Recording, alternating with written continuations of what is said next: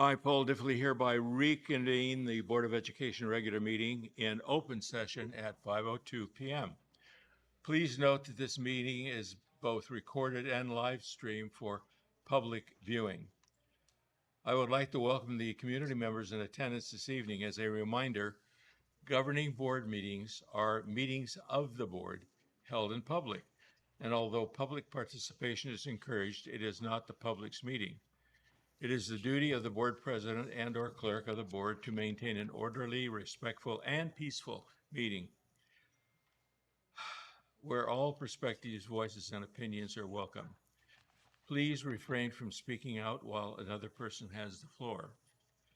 At the appropriate time on the agendas, individuals wishing to provide public comment will be called upon, one at a time, to do so in accordance with Board Bylaw 9373.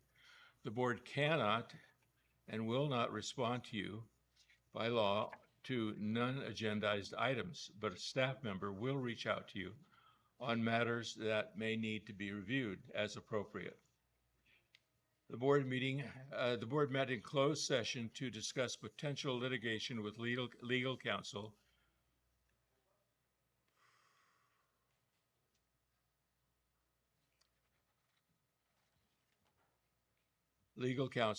and property negotiations and the performance evaluation of the superintendent. I'll read out the language of action taken.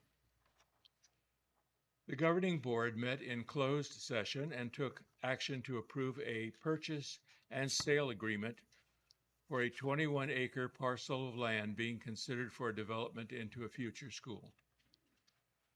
Key terms of the purchase and sale agreement include the following.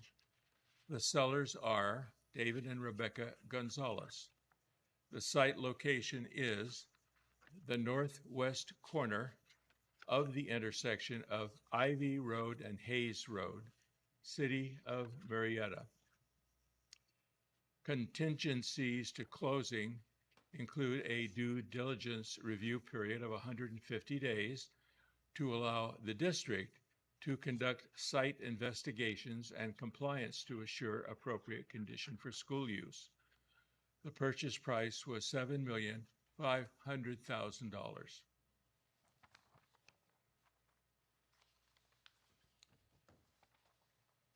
I will have a Pledge of Allegiance by Linda Lunn. Please stand. Salute the greatest country on earth.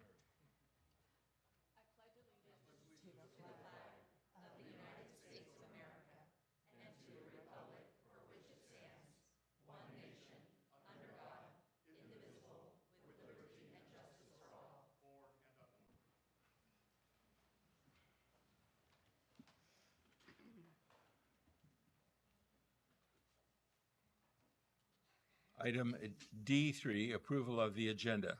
Calls for a motion. So moved. Second. Moved and seconded. Any comments? Hearing none. All in favor? Aye. Any Aye. opposed? Hearing none. Motion is carried. Let's see.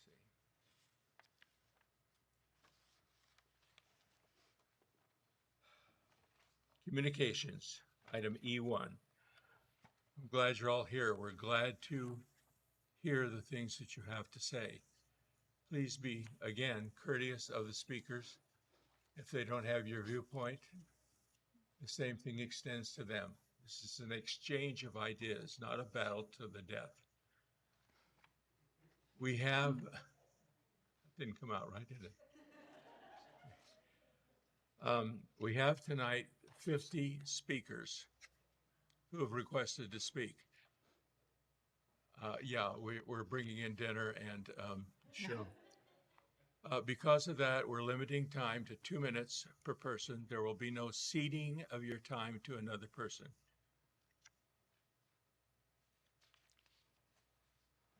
Communications. Point of order, should the board take a vote on that? Oh, sure. All in favor? Aye. Aye. Any opposed? Hearing none, motion is, I'm against that, but that's for the, oh, I didn't hear that, I'm sorry. Thank you. 4-1, the motion passes.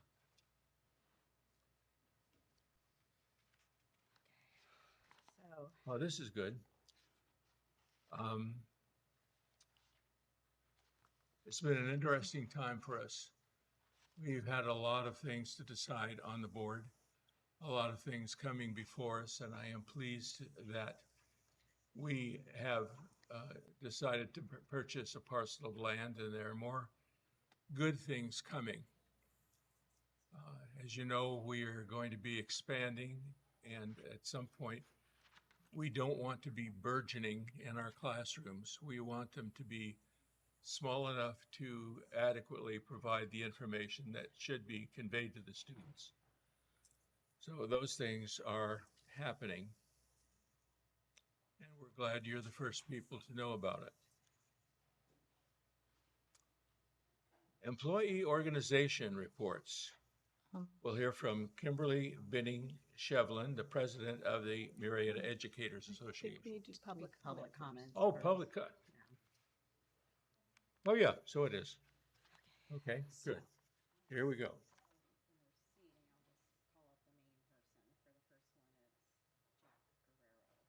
Okay, first person, Jack Guerrero, followed by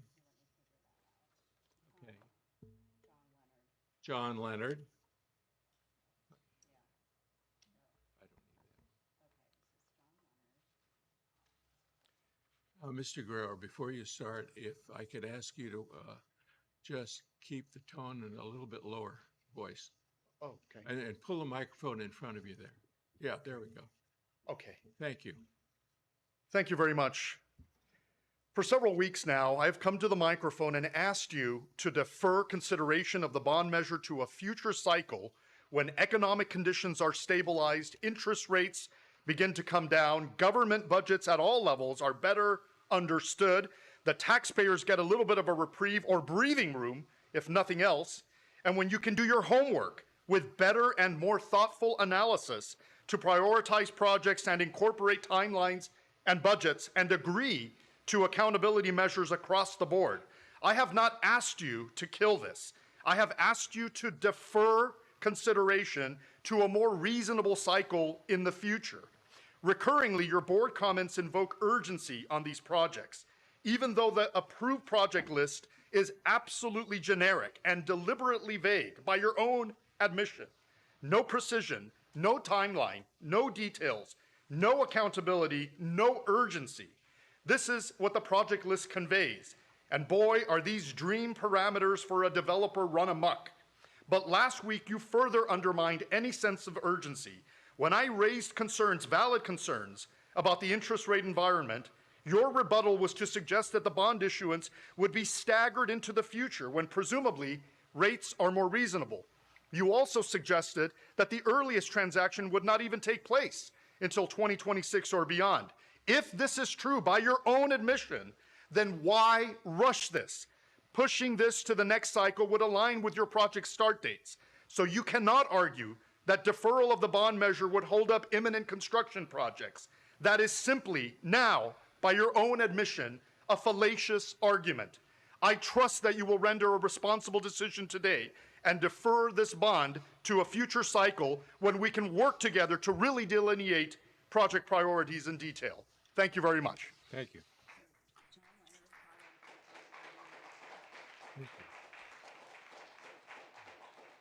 Following John Leonard will be Greg Langworthy.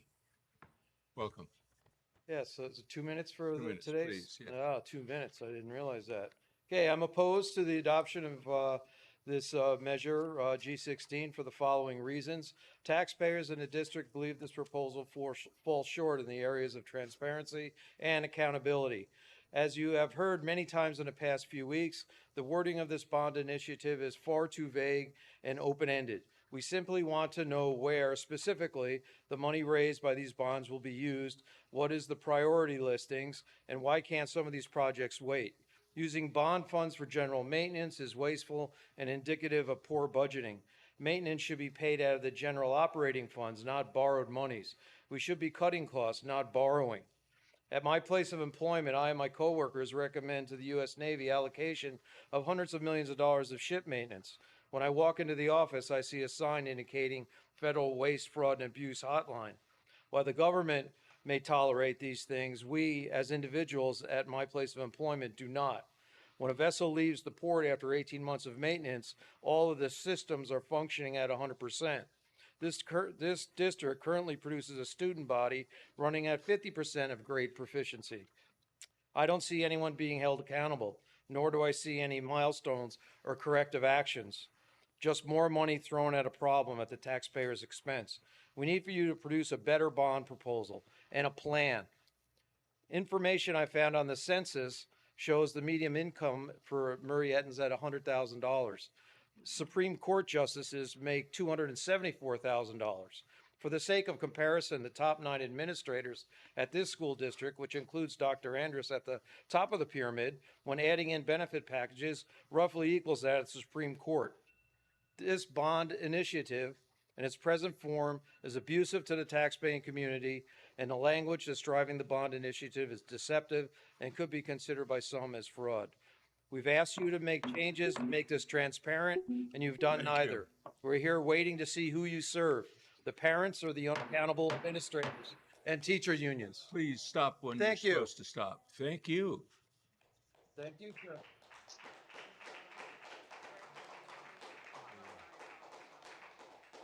Okay.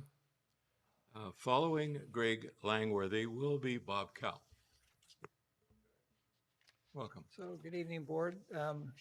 Just first like to start out, had a good conversation with Linda yesterday. Could you pull that microphone in just a I little? had a Thank you. there. Had a good conversation with Linda yesterday. Appreciated the back and forth. I think that's a valuable part of, or kind of a necessary part of working with the board, is hearing opposing points of view, and appreciated that. One question Linda asked me was, well, why are you here? Why are you showing up? And I kind of explained that to her, that I'm an advocate for our parents at our church.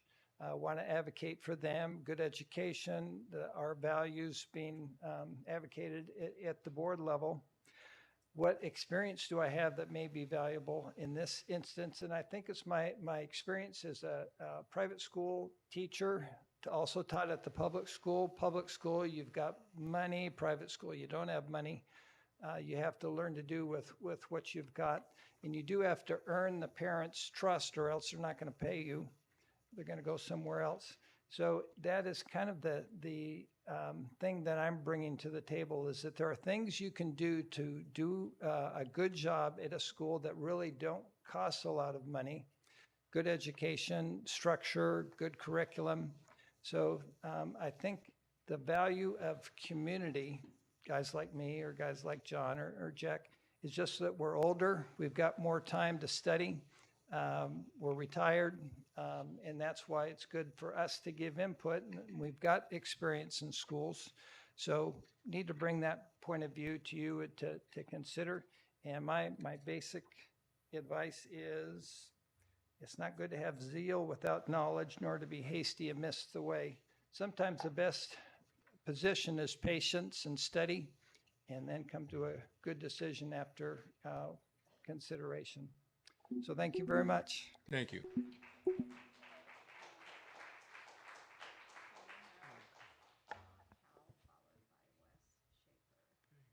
Following Bob Cowell will be Wes Schaefer. Welcome. Mr. Diffley, you have turned into a bully from the pulpit.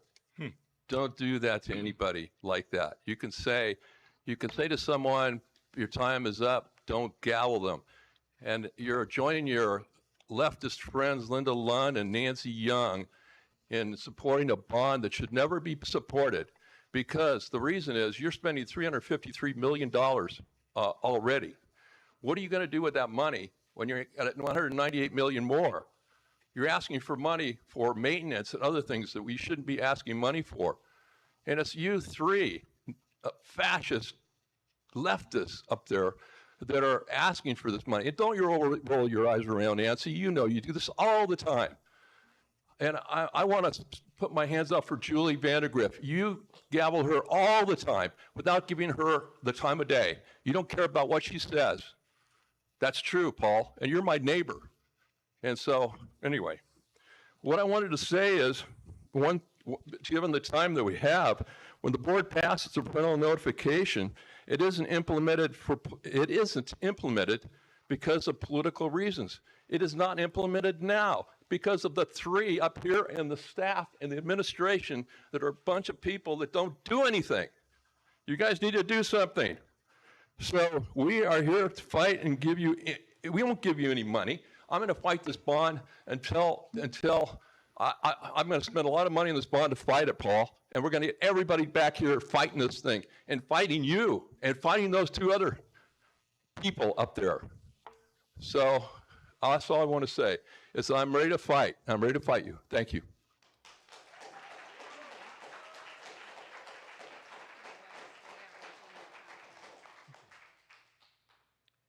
So we have Wes Schaefer. Wes not here. Regina Duncan.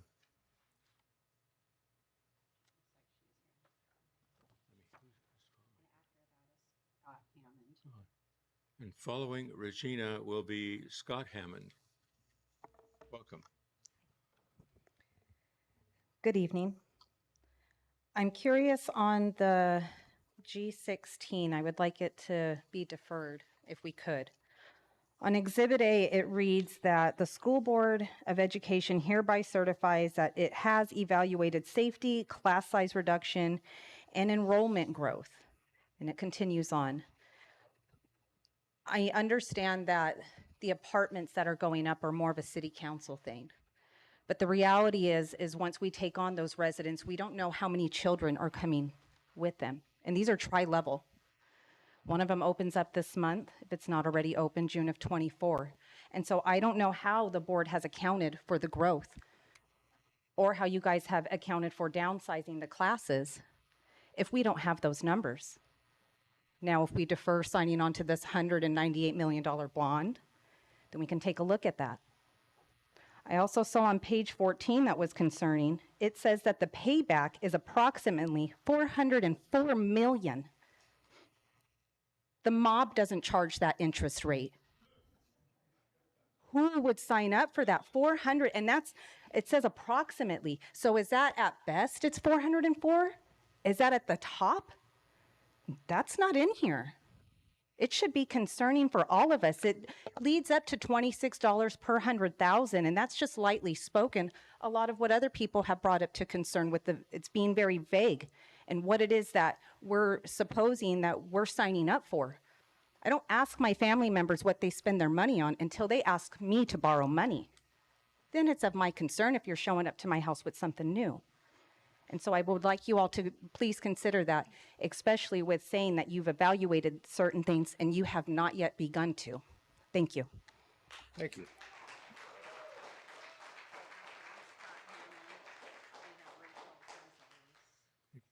After Scott Hammond will be Rachel Gonzalez. Welcome. I'm sure I'll be pretty popular with the folks behind me here. My name is Scott Hammond, and I'm a resident of Murrieta, speaking tonight about the importance of a school bond in November. Let me set the table for you all. In 2004, Facebook launched. In 2007, the first iPhone was released. In the past 20 years, our lives have changed immensely in how we operate. I can assure you that everybody in this boardroom tonight has an iPhone or a Samsung, and they utilize that phone for more than making calls. I feel pretty confident that mostly everybody in this room tonight has some form of social media, whether it's Facebook, Instagram, Twitter, LinkedIn, or the several other platforms that are out there. AI, ChatGPT, electric vehicles, all of this has happened and it continues to evolve.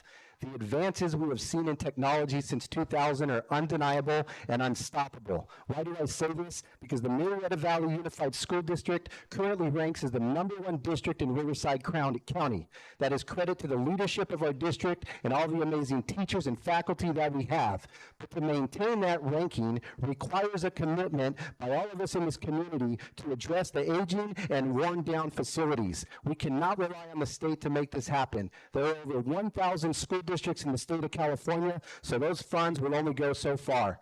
Fellow Murrietians, we have to be the change. These kids are our future. I'm going to repeat that. These kids are our future. Future doctors, nurses, engineers, craft workers, culinary chefs. Doctors don't operate the same way they did 30 years ago because technology has advanced and provided them more effective ways to perform a procedure. Our students at Murrieta Valley deserve the ability to learn in environments that will prepare them for the real world today, not yesterday.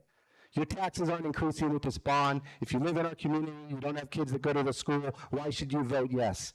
For absolutely, it helps your property value, and it also makes Murrieta a desirable place to live and raise a family. My time is out.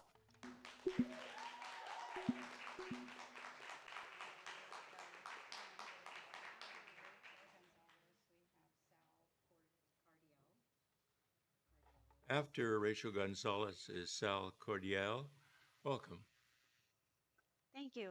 Thank you for your time today. I appreciate the opportunity there? to address the board in regards to the proposed bond. My name is Rachel Gonzalez. My husband and I have been residents of Murrieta since 2001. Moving here from San Diego County, we made the decision to move after the birth of my oldest son, knowing we wanted to give our children the opportunity to attend schools in a district that was ranked one of the best in the nation. Since that time, our family has grown. We now have 2 adult children. Both of my sons have attended Tovashaw Elementary School, Thompson Middle School, and Murrieta Valley High School. Both moved on as student athletes to complete their education at elite universities. After doing so, both are now back in the community, building their careers here in Murrieta. Their scholastic journey is a testament to the education they received while attending schools in this district.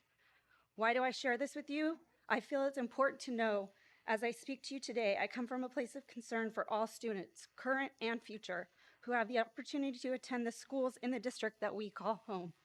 In my family's time here, we have seen tremendous growth, especially in our schools. The district has done a great job implementing measures to accommodate our growing community with new schools and state-of-the-art facilities. With this growth and expansion, we now face the challenges of accommodating the district sites that first enabled that growth. Those original facilities laid the groundwork, attracting new families to the area who wanted to be a part of this amazing district.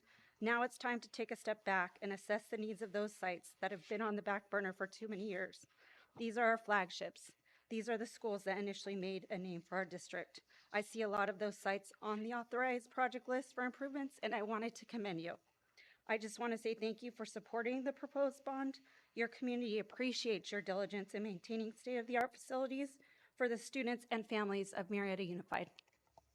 Thank you.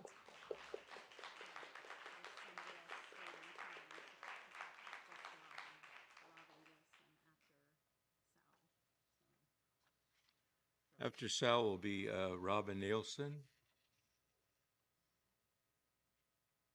Sal Cardiel here.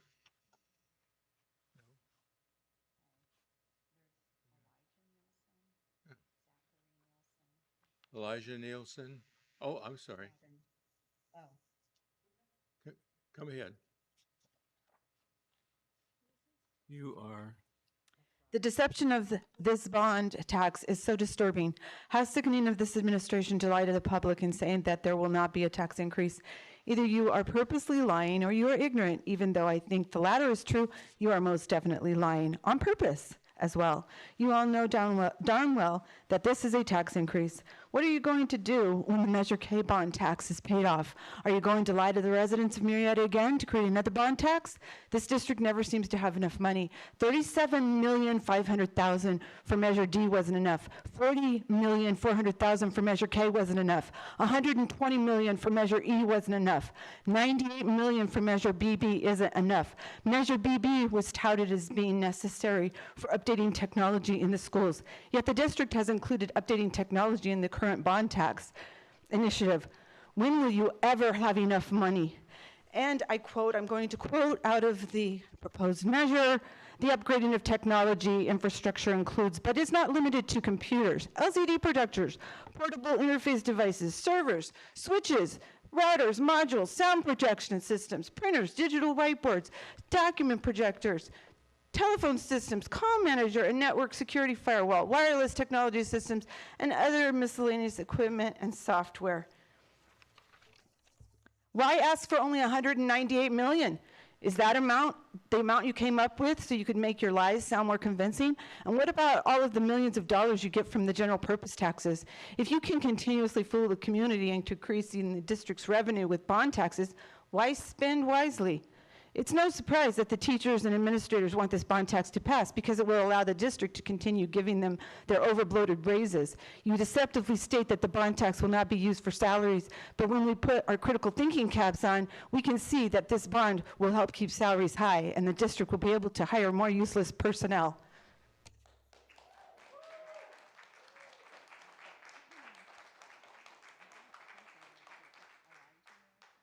Yeah. Welcome. The Murrieta Unified School District had failed my brothers and me. Chevelle was an utter joke when it came to my education. It's funny to me how this school district allows children to be indoctrinated with alphabet mafia ideologies, but won't lift even a finger to ensure a child's future through proper education. My brothers and I were sat down and ignored by teachers. What's more disgraceful, my brother is autistic and I have ADHD. We needed help, but no. We filled seats, got passing grades without learning a thing, just for the district to get that sweet, sweet cash. Because that's what matters, right? Let's give the district teachers a big raise just so they don't do their jobs. Our mother had to teach us herself. I'm lucky that I had her to homeschool me. It's unfortunate there are children in the school district who desperately need it, but don't have the resources. Without her help, I wouldn't be in college. I wouldn't have made Eagle Scout. I'd be screwed. I'd be struggling more than the average person my age. Thanks to my mother, I have the potential to make buku bucks, just like the administration. Despite the Murrieta School District failing us, we're just fine. My brother has his bachelor's, and I will soon follow. No thanks, Darren Daniel, nor the district. But how will the bond tax keep that from happening to the future generations? It'll be short-term fixes to improve the staff's quality of life and to allow child grooming. This bond tax will add modern facilities. Will it help all the students get the grade level math and language arts? No. It will give administrators their Coco Bolo desks. I fail to understand how it'll raise test scores. At the expense of Murrieta residents, I'm hoping to inherit the house I live in. If I keep the house, I will be 52 by the time this bond tax is paid off. How can I be expected to pay off this bond tax as a 22-year-old man? It's pretty entitled of this district to expect me to pay the bond tax when the district couldn't be bothered to help me with my education. This bond tax is meant to be leeching money from Murrieta residents. With all that debt you old folks are leaving to us young folk, what's another $198 million, right? Oh, and happy Men's Mental Health Month.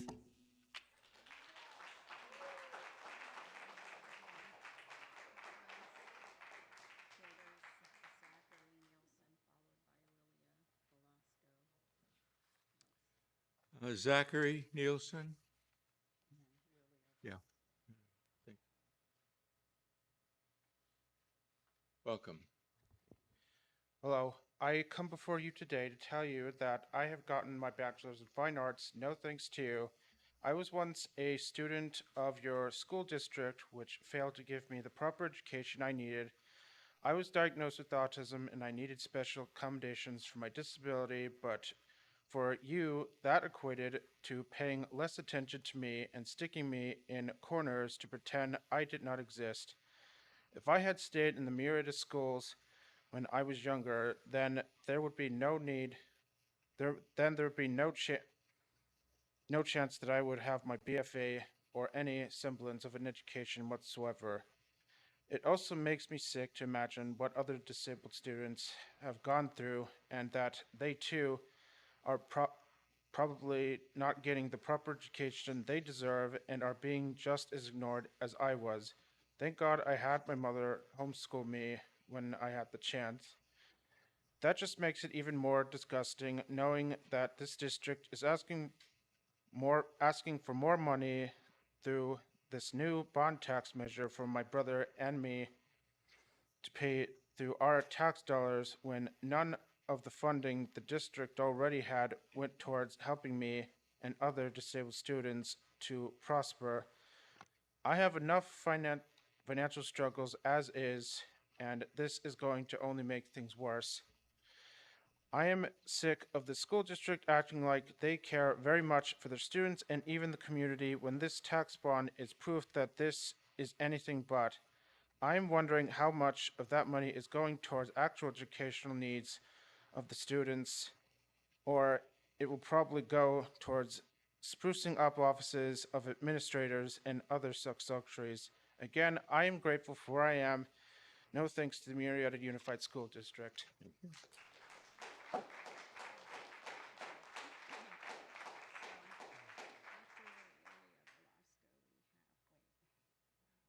Lilia Velasco.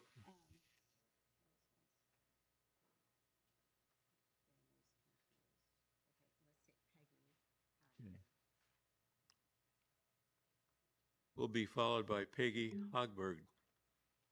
Welcome. Okay.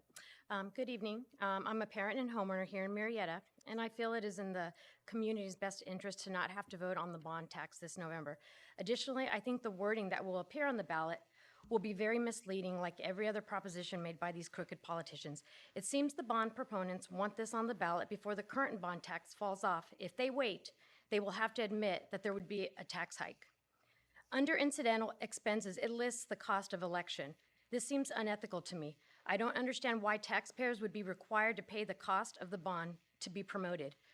Why should that be a cost we have to be burdened with and pay interest on? Can you tell me what happened with the last bond? If students getting a good education is dependent on having this bond, then why are kids currently failing when you have had a bond in place for the last 30 years? What is going to be different for the next 30 years? Kids are failing. How is the bond tax going to improve our children's academic? Do you have some sort of milestone on how this bond will improve test scores? Let me remind you, 57% of the kids did not meet or nearly met the minimum requirement in math, and only 43% in English. Murrieta District should be embarrassed with these test scores. You should wait until 2026 to put this on the ballot. Interest rates are too high and will be a burden to many taxpayers. There needs to be more information given as to how this money will be spent. Thank you. Thank you.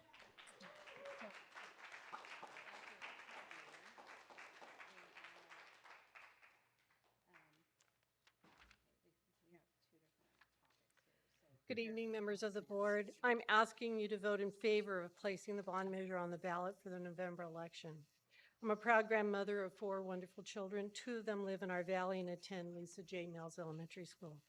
I'm also very proud to be a first-generation American who has called this valley home for the past 32 years. Over these 3 decades, I've witnessed the growth and transformation of our community, and I'm here today because I deeply believe in the power of education and the bright future it provides for all students. Education has always been a cornerstone of my life and a guiding principle for my family. My grandchildren are the joy of my life, and I want them and all the children in Murrieta to have access to the best educational resources and environment possible. I've seen firsthand the wonderful programs, celebrations, and support that Lisa J. Mills has provided my grandkids, and know that this is just a small snapshot of what the school district provides for all students. This bond measure is a vital step to ensure that our schools can meet the needs of our students and prepare them for a successful future. It will provide much needed funds for upgrade facilities, improve technology, and enhance and maintain the learning environment where students can thrive and teachers can effectively do their jobs. Investing in our schools is investing in Murrieta. High-quality education not only benefits our children, but also strengthens our entire community. Our schools are a point of pride, which in turn attracts homeowners and boosts our economy. By supporting this bond measure, we are making a commitment to the success and well-being of our children and our community as a whole. As a grandmother, a longtime resident, and a staunch believer in the power of education, I urge you all to support this bond measure. Together, we can ensure that our children have the resources they need to succeed and build a brighter future. Thank you for your time. Thank you. Okay.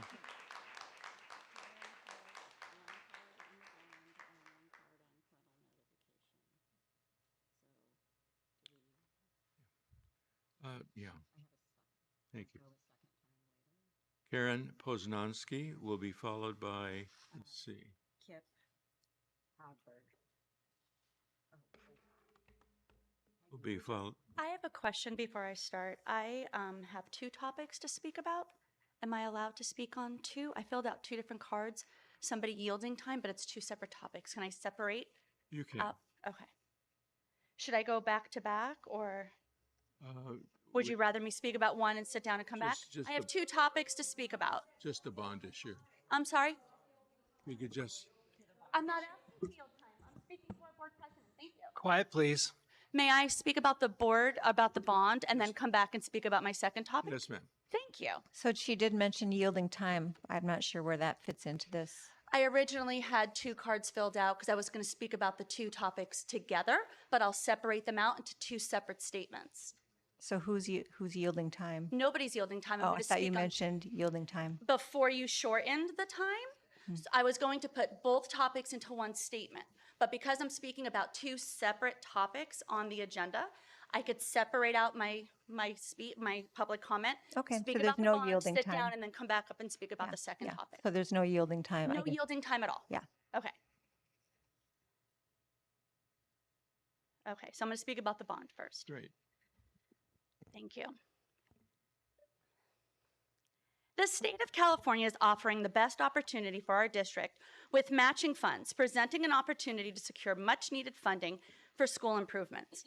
Yet, for reasons that defy logic, some of you are threatening to refuse to put a school improvement bond on the ballot for the public to decide. Why would you deny voters the chance to improve their schools? What are you trying to hide? Is this a hostile takeover where you take ownership and destroy it from the inside, piecing it apart until you sell it off to private schools? This is either gross incompetence or a deliberate attempt to undermine the quality of education in our district. In a widely circulated email last month regarding the bond measure, Bob Cowell, a regular public speaker at our meetings, urged his supporters to, quote, defund the schools in Murrieta. He openly revealed what many in this community fear is a hidden agenda. And let me repeat, in speaking of Murrieta schools, he said defund the schools. Is this the sentiment shared by this board, Julie? The parents and the students of this district deserve a brighter future. Put the school improvement bond on the ballot for voters to decide. Thank you. Thank you.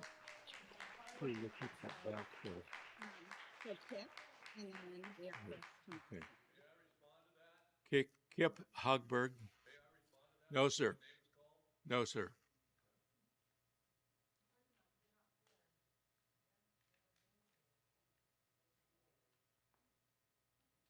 Welcome. Welcome. My name's Kip Hagberg. Hagberg. Good evening, board members. I'd like to voice my support for placing the bond measure on the November ballot. I've had the privilege of serving in this district as a substitute teacher in this district for the past decade. Through this decade, I've been fortunate enough to work at all of our secondary school campuses, experiencing firsthand the unique cultures and challenges of each school. As an Army veteran, I bring a strong sense of discipline, commitment, and service to community.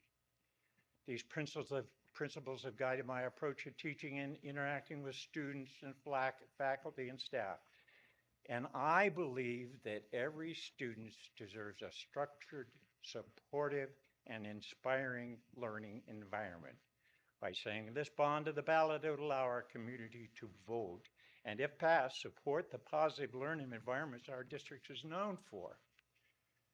My experience across various campuses has given me a broad perspective on the needs and strengths of our district facilities, and it's clear that the financial needs will grow as our community grows. This bond measure will help all of our campuses provide the most up-to-date facilities and programs for 22,000 students. Beyond my professional and military background, I'm also deeply committed to civic engagement and the democratic process.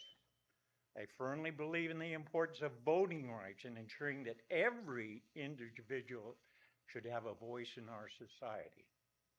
Please send this bond measure to the voters and allow our democratic process to thrive. Thank you.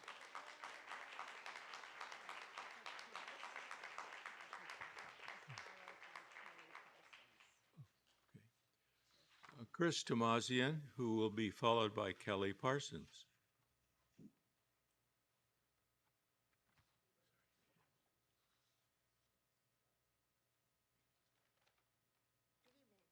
Welcome.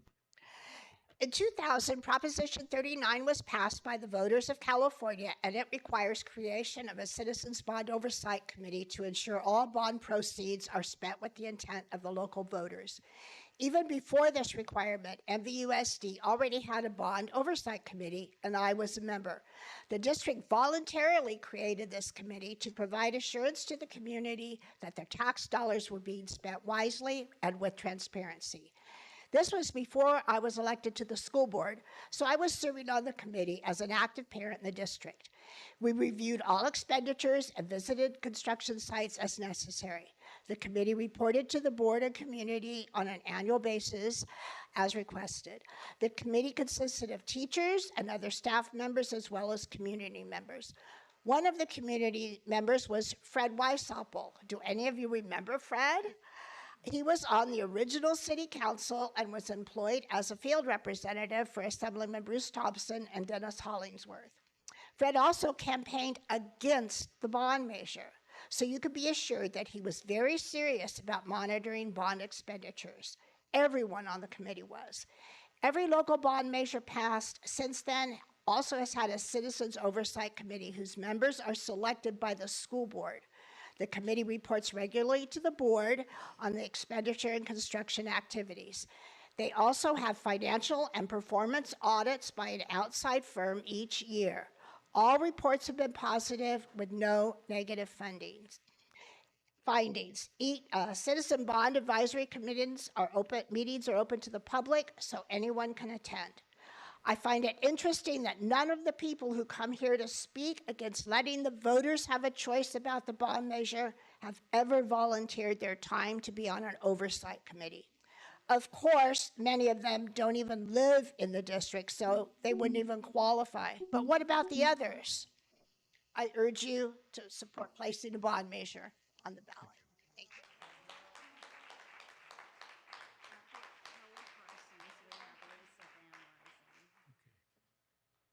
Kelly, and after Kelly Parsons will be Lisa Van Ryzen. Welcome. Good evening, board. I'm asking you to send the bond measure to our voters. Murrieta has always valued our schools. In fact, it was in 1956 that Murrieta residents passed the first school bond, which helped support the opening of Murrieta Elementary School in 1958. For 68 years, our community has come together to spend collective monies to support students. Murrieta voters have approved 4 school bond measures since 1989. 10 years ago, when a supermajority was required to pass Measure BB, the Murrieta community used their democratic voice to say that they support schools.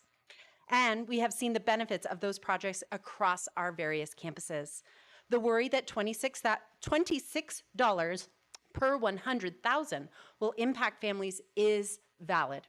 Families with a home assessed at $700,000 will pay about $182 a year, and that check all at once would impact many families. Fortunately, 80% of mortgage holders have an escrow account, which means someone with a $700,000 mortgage will have $15.16 taken out each month to support 22,000 students in our district. According to the census, the median household income in Murrieta is $106,000, and 14% of our residents have an income of over $200,000 a year. While every family has different financial needs, it is clear that historically, Murrieta is willing to spend money on our schools and the students who can attend them. And while it is frustrating that Murrieta doesn't get as much as other districts. Our award-winning schools deserve to continue to thrive. We know that this can be done by sending the vote to parents. Please allow our community to have its voice heard and allow Murrieta to access the right to vote. Thank you.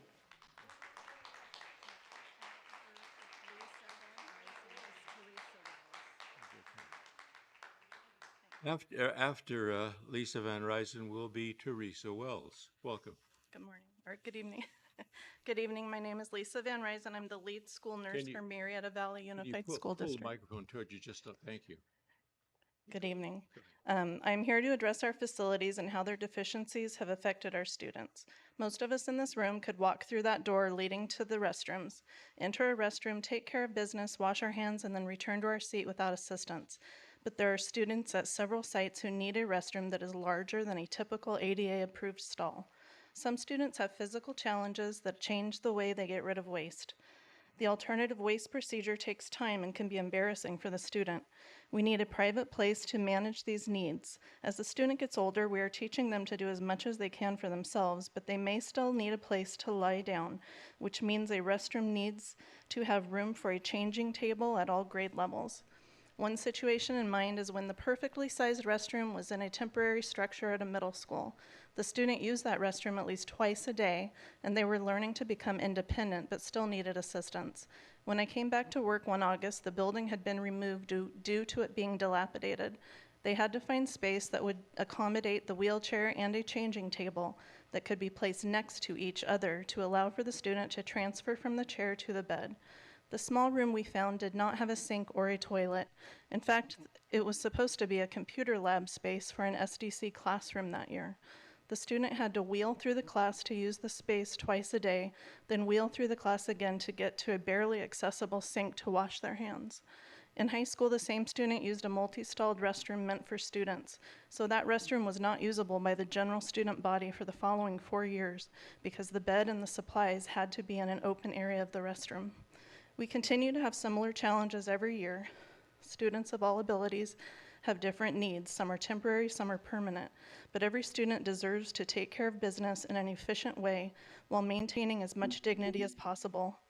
I know nobody wants to pay extra taxes forever, but our kids in our own backyard need to feel that they matter. Thank you.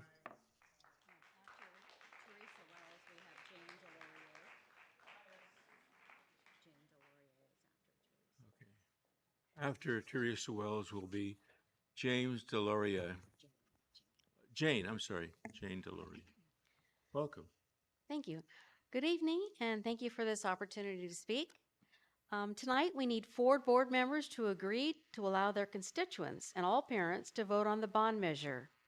If you plan to vote no, I sure wonder what you're afraid of. The bond tax is a small price to pay for maintaining this high-performing school district.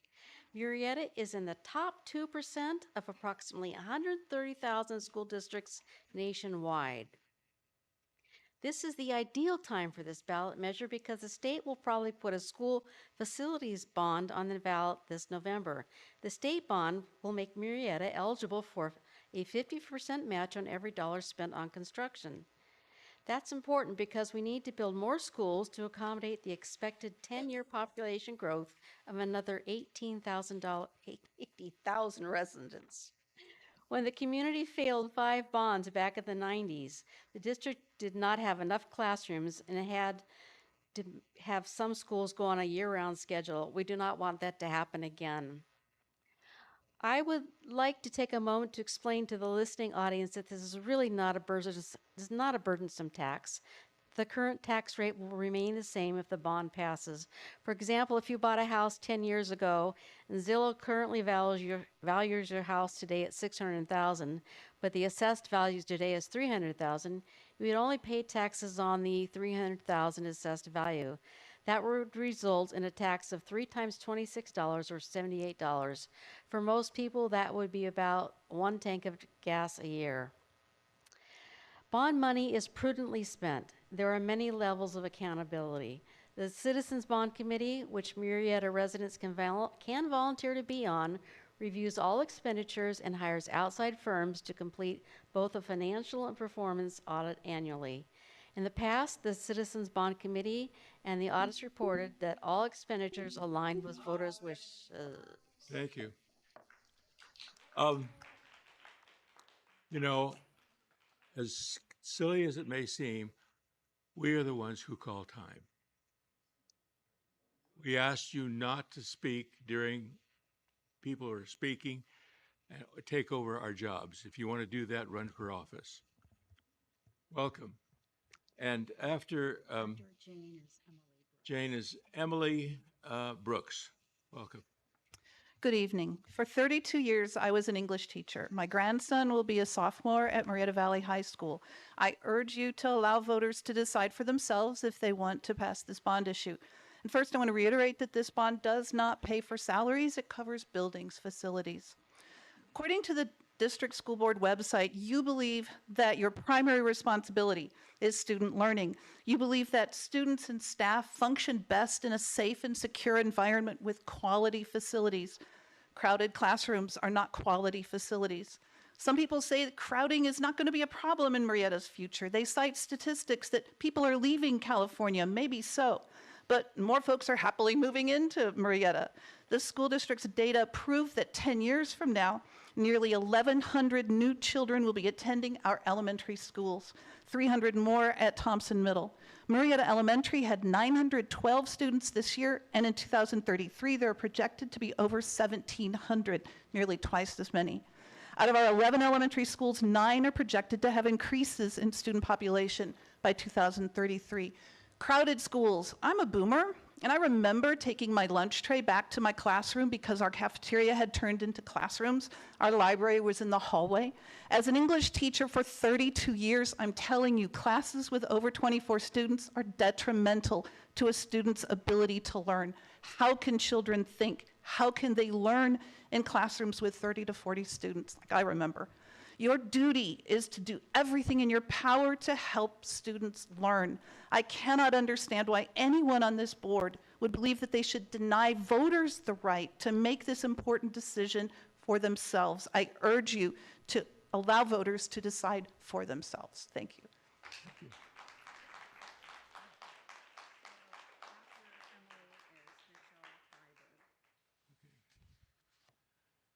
And following Emily will be Michelle Freiberg.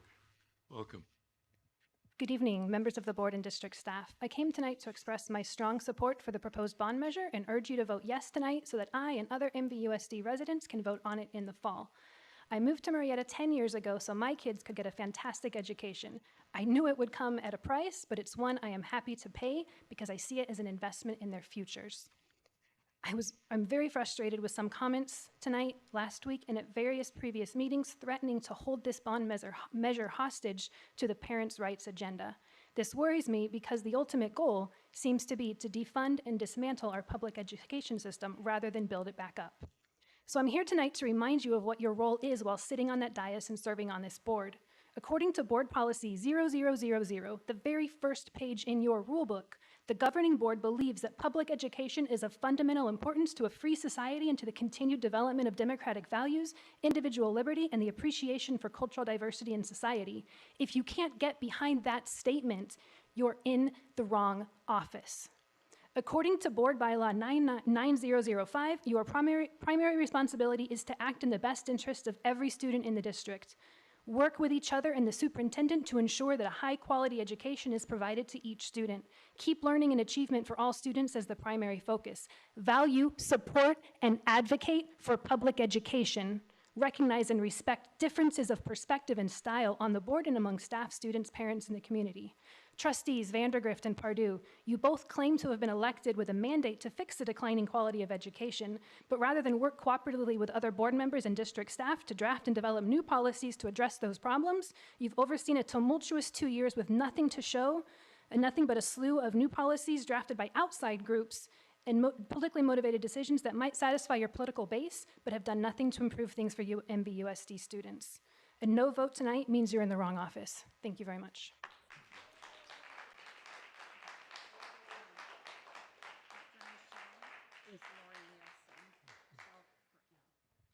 Hello, good evening, members of the board. I am a teacher in this district and I've been teaching it for 20 years. I am also the proud parent of a student that had attended and has graduated from this district.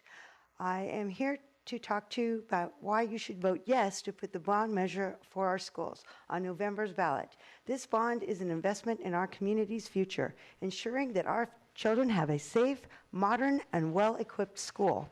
When our schools do well, the whole community benefits, including property values. This bond will provide $180 $198 million for our schools without increasing current taxes. If the state passes the bond, it will match up to 50% of our bond, giving us nearly $100 million more. This bond has stated that our district does not get funded as much as other districts. If we wait, we will miss out on this matching money, putting our district and students in a disadvantage. This bond will replace the existing Measure D, so taxes will stay the same. There will be no new taxes. It will just continue the current tax structure that we already have. The money from this bond will be used for important repairs, upgrades to classrooms, science labs, career technology, and other school facilities.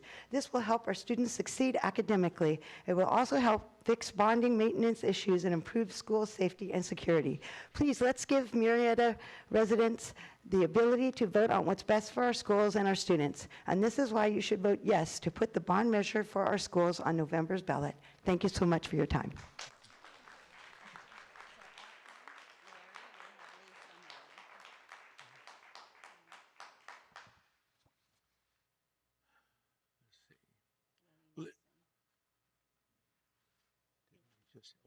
Yeah, I see. Yeah. Lori Nilsson, on a different issue. Oh.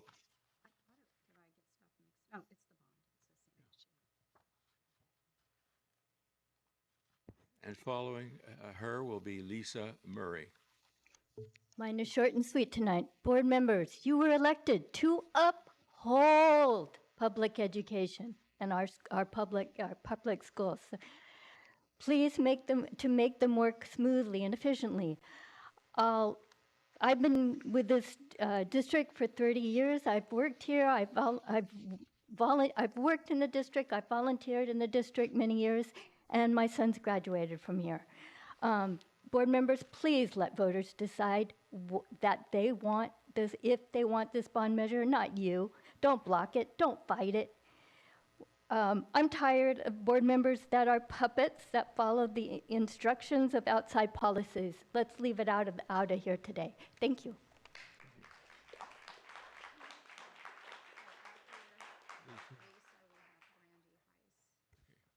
Hi. After Lisa, we will have Randy Heiss. Welcome. Hi. This statement was emailed to me by a Murrieta resident that was not able to be at the podium tonight. My husband and I have been residents of Murrieta since 2001. We raised two incredible children in the MVUSD school system who are now productive citizens, self-sufficient adults, and just amazing humans with families of their own now. The schools they attended in Murrieta, the teachers that impacted their lives, and the experiences they had while in the district all played a vital role in their development. We live in Trustee Area 3, and Trustee Vandergrift is our elected board member. Trustee Vandergrift, your lack of knowledge of public education is evident each time you read from a script and present others' opinions as your own in your public comments. At the last meeting on June 6, Trustee Vandergrift, you stated your concern for increased taxes for, quote, those experiencing homelessness, who, by the way, do not pay property taxes, senior citizens on fixed incomes, and new home buyers, unquote. While your concern for your community is commendable, it is not in your trustees' purview to be concerned with those things. Your responsibility as a school board member is to the children in the district.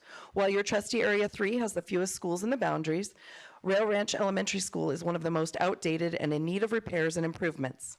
The MVUSD website states this, quote, the main responsibilities of the Board of Education include setting district policy, establishing district goals, ensuring that the district is compliant with federal, state, and local requirements, approving a budget that prioritizes the established goals, and maintaining contractual relationships with the Murrieta Educators Association and the California School Employees Association.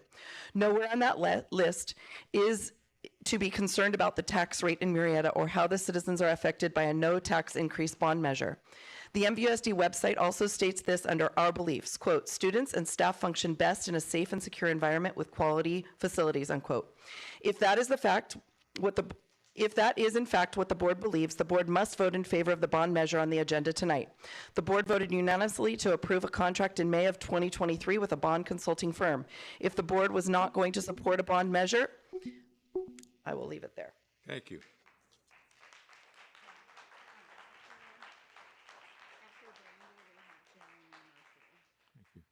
After Brandy, we have Jerry Murphy.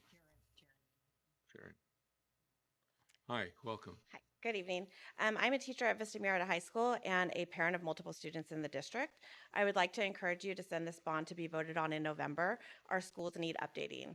At Vista Murrieta High School, we need more classroom space. The school was built to hold less than 2,500 students, and we have consistently been over 3,300 students for over a decade. I can speak to the special education department specifically. Some of our mild moderate SDC teachers are teaching in rooms that were not designed to be classrooms. We have some in old small computer labs and some in rooms that were designed to be small group pull-out session rooms. When students walk into a room that's half the size of a typical classroom, they immediately feel that this is a special class. They are fully aware that they are not in the same accommodations as the typical students. We do not have the space for our RSP teachers to have their own classrooms, so they share, typically 4 teachers to a room. This means that an RSP teacher may teach their study skills classroom in one classroom, their core classes in a different classroom, and have their office in a third building. I have students that come to me as their case carrier asking how to find one of their teachers. Because some of the teachers are all over campus and in different rooms throughout the day, they cannot find them easily for support. This means that students do not have easy access to their most important resource on campus, their teacher. Please send this measure to vote so we can give our students what they need and deserve.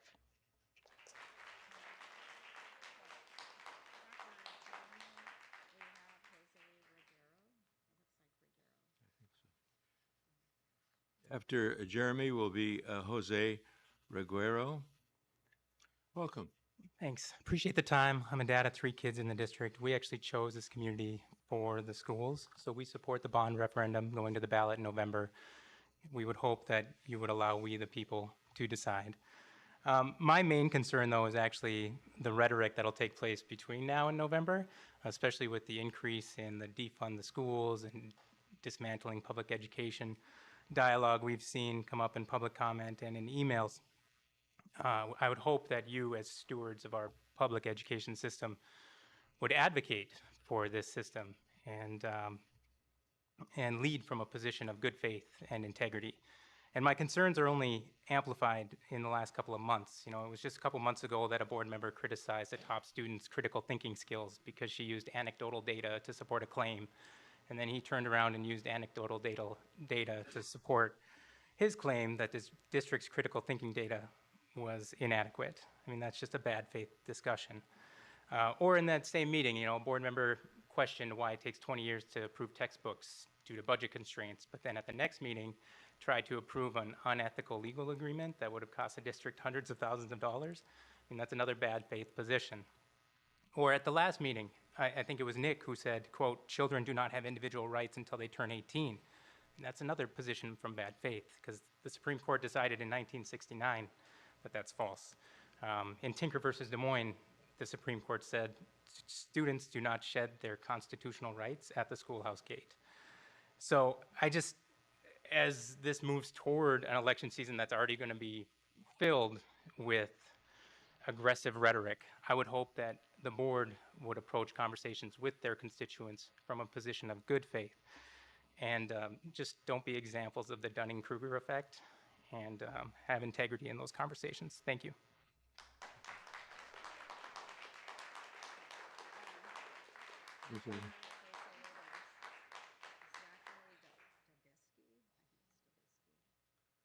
I think so. After Jose will be Zachary Davisky. Welcome. Good afternoon, board members, Mr. Diffley, Dr. Anders. Thank you for allowing me the opportunity to speak. I was out here last week talking about the same thing. First of all, I'm hearing some stuff here that I never heard before. Parental rights for those that believe that the parents should make a decision and stuff, and those that are for the bond. Now, I'm mainly concerned about several things, and I have had a talk to some of you about it. One of them, it's an inter-district transfer. Those are students who are coming from other cities where those parents are paying zero in property tax. What are you guys doing about that? I mean, I'll be interested before I decide whether to vote for it or not. And then on top of that, how much are the developers paying for some of the schools? Or are they exempt from the state because they're building low-income housing? Who knows? Okay? But no one here that's been talking about the bond has asked, what is the district doing to save money before you come to us, the taxpayer? What have you done? Okay? Why are we keep getting students from other districts who pay zero in property tax? All right? So I appreciate if you guys, I know you're voting for this today, you should have done this a long time ago before you decide to put it up for a vote. For that, I thank you. Thank you. Please.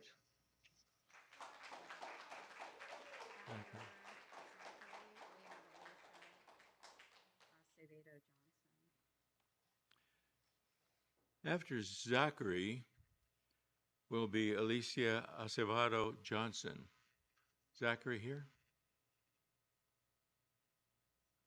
Once, twice, not here. Oh, wrong one, sorry. That's, yeah.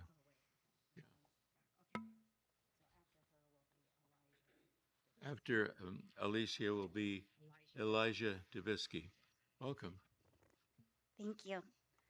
Hello, my name is Alicia Acevedo Johnson. I've lived in Murrieta and taught science at Vista Murrieta High School for 20 years. My two children attended MVUSD schools from kindergarten to 12th grade. We love this district, not only because of the experiences it has given our family, but because of the work it does in educating the children of our community. Money is needed to repair and upgrade our schools. I wanted to share my personal experience with deteriorated facilities. Over the last 2 school years, I have had to evacuate my classroom 3 times due to flooding.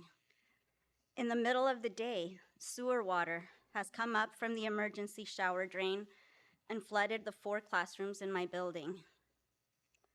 Grabbing everything you think you might need to continue instruction and your personal belongings before the path out the door disappears underwater is a level of stress that should not be part of anyone's school day. Finding alternate locations for science instruction at a moment's notice is not easy, and inevitably takes a large bite out of instructional time. Similarly, students often must walk the entire campus looking for an open restroom because of plumbing issues, causing them to miss valuable time in class. It is obvious that our campus can no longer serve our students and teachers safely without money for repairs. So I thank you for listening, and I ask that you vote to send this bond to the voters. Thank you. Thank you. Okay.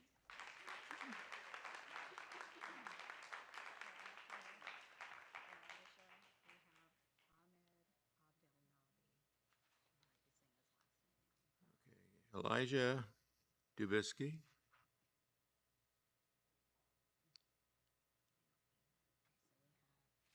We have then Ahmed Abdanabi.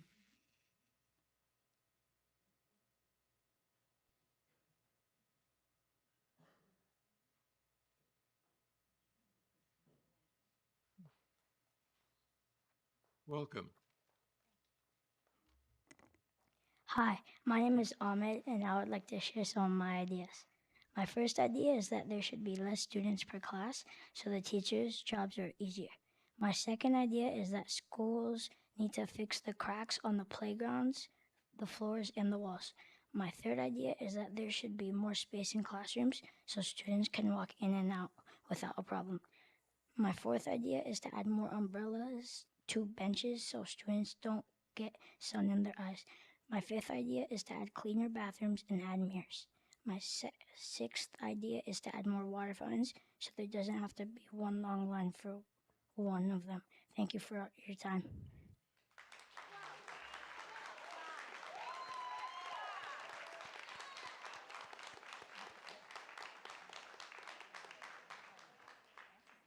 That's the last one on this topic. Okay. So we have rental notification, Karen Posnanski. Okay. Takes a lot of courage to do that. Boy. Karen Karen Posnanski. see. Changing topics here. They were changing topics, yeah. So we have Nicole, Nicole Kittle Bro. Bro, yeah. Okay. Welcome back. Thank you. I just need a second. I didn't know I was next. Thank you. So different topic. I appreciate the time. Your continued defiance of the CDE is beyond unacceptable. You appealed CDE's ruling of the forced outing policy. On Friday, I got notice that they denied your request. You filed this appeal based on parental rights, and the CDE ruled, quote, parental rights are not absolute or unlimited, and end of quote, and cited case law. CDE's denial of your appeal says that there is absolutely no law that allows a school district to discriminate against students with protected characteristics based on a claim of parental rights, especially when it's been raised by a school board seeking to expand parental rights in a discriminatory manner. The CDE referred to this parental notification policy as forced outing. Let's be honest, the term parental notification is used as a rhetorical weapon against our queer students. And it sounds, and as it sounds more benign and palatable for public consumption than the reality of what it actually is, which is forced outing. The CDE report states that the district told them you reached out to the complainants for a resolution. That is a bold-faced lie. It is known that Jamie Goebel and I are the complainants, and you call us radicals and turn around and say you tried to reach a resolution with us, when in fact you did not. I am formally requesting someone on this board to show proof that you reached out to us for a resolution. I'll wait. Failure to comply with their CDE ruling, now that it's been denied, your appeal, will result in withholding of state and federal fiscal support. This, in addition to not wanting to put a bond on the ballot, I'm sensing a recurring theme here. Are you intentionally trying to defund our school district? You can laugh, but that's what's true. Your outright defiance to the rule of law in this state is a poor example for our children. So it's time to stop playing political games. Enough is enough. Stop undermining our district and start doing your job.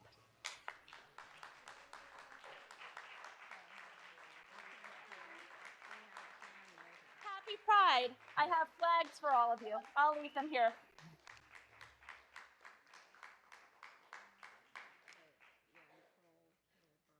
Yeah. Nicole Kittle-Bro.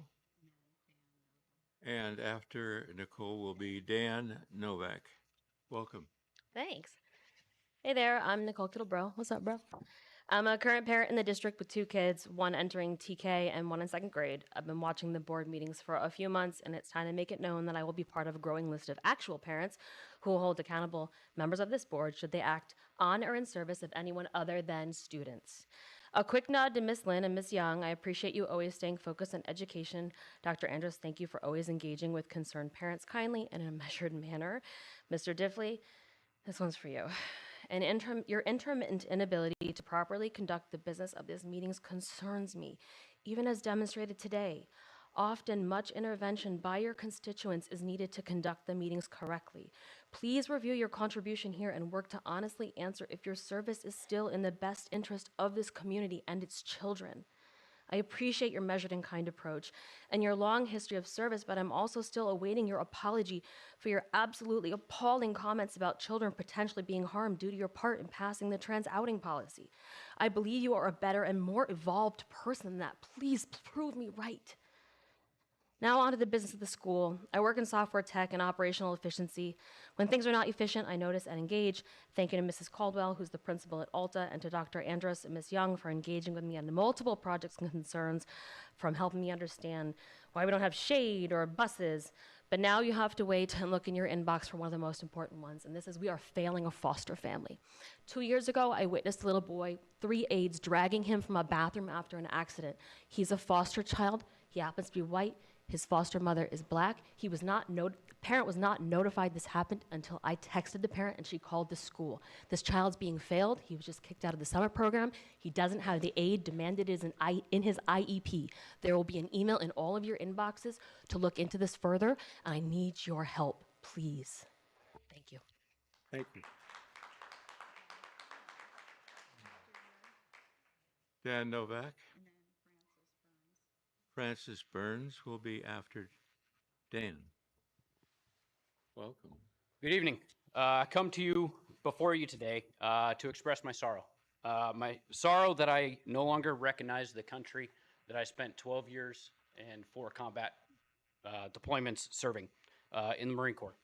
And even greater sorrow that my values based on the Word of God, have led to my decision to pull my son out of MVUSD. An incident at my son's former school in which another student told him that that student could use whatever restroom they chose to. The continued push for greater inclusion of LGBTQ material and sex education, and the increase in attempts to denigrate and disparage the Bible and its values have all been contributing factors in this decision. Parents in the United States, and I am guilty of this as well, have abdicated their role in their children's education and have instead outsourced it to a state. The state, and not the parent, gets to choose what is appropriate and necessary to instruct. When I was a student, those subjects were math, science, English, and other necessary subjects. Education now feels like it's become a social experiment, teaching activism and not holding students to a standard.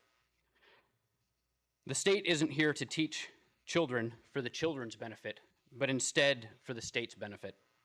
I am now taking back the role that was commanded to me by my God to be the primary educator in my children's life, teaching them not only the necessary core subjects of what education used to be, but also to continue to instill in them the values and principles that were given to us by our Creator.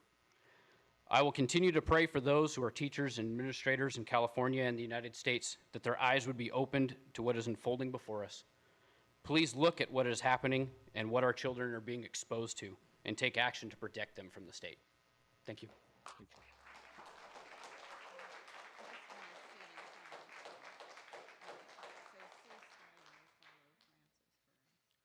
Okay, following Mr. Burns will be Sue Stein. Welcome. Good evening. What if the district encouraged community involvement and sent reminders to citizens about board meetings a week in advance? What if board agendas were posted at least 48 hours prior to meetings? What if the district continues to focus on student achievement and gives teachers the necessary resources and support, such as you have done by prioritizing math and doing things like creating the Math Institute, which I am grateful for? What if the district has high expectations for student behavior, and when students commit physical abuse, sexual abuse, or files false incident reports on staff, they are expelled the first time it happens?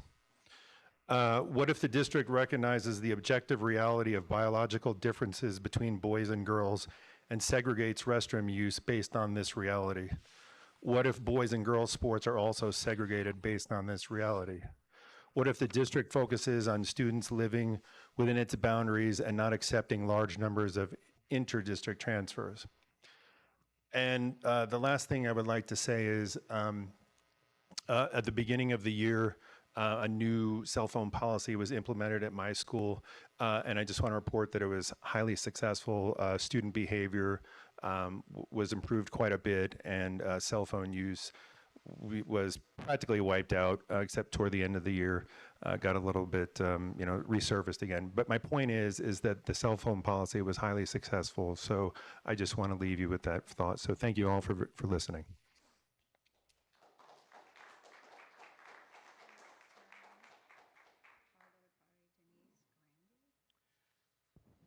Sue Stein will be followed by Denise Grandy. Welcome. Good evening. Thank you for allowing me to be part of your meeting.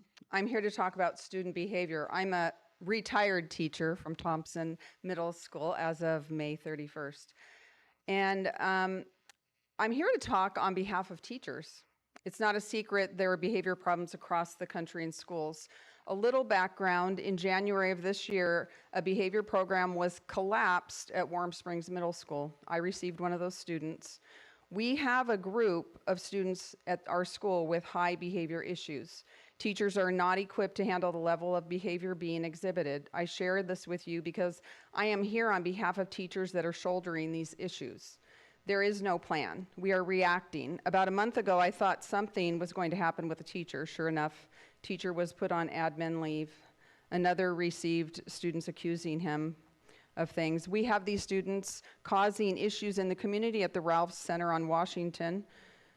They are a problem in our neighborhoods. Nonetheless, they remain in our classrooms. We have new teachers that feel the behavior levels are not sustainable. They will not speak out yet because they are not yet tenured. Why is this happening? What is keeping our students in these classrooms? I've asked my admin. Why aren't teachers of these students being adequately trained? The passage of Prop 47 in 2014 reduced felonies to misdemeanors, and an increase in crime has been part of this change.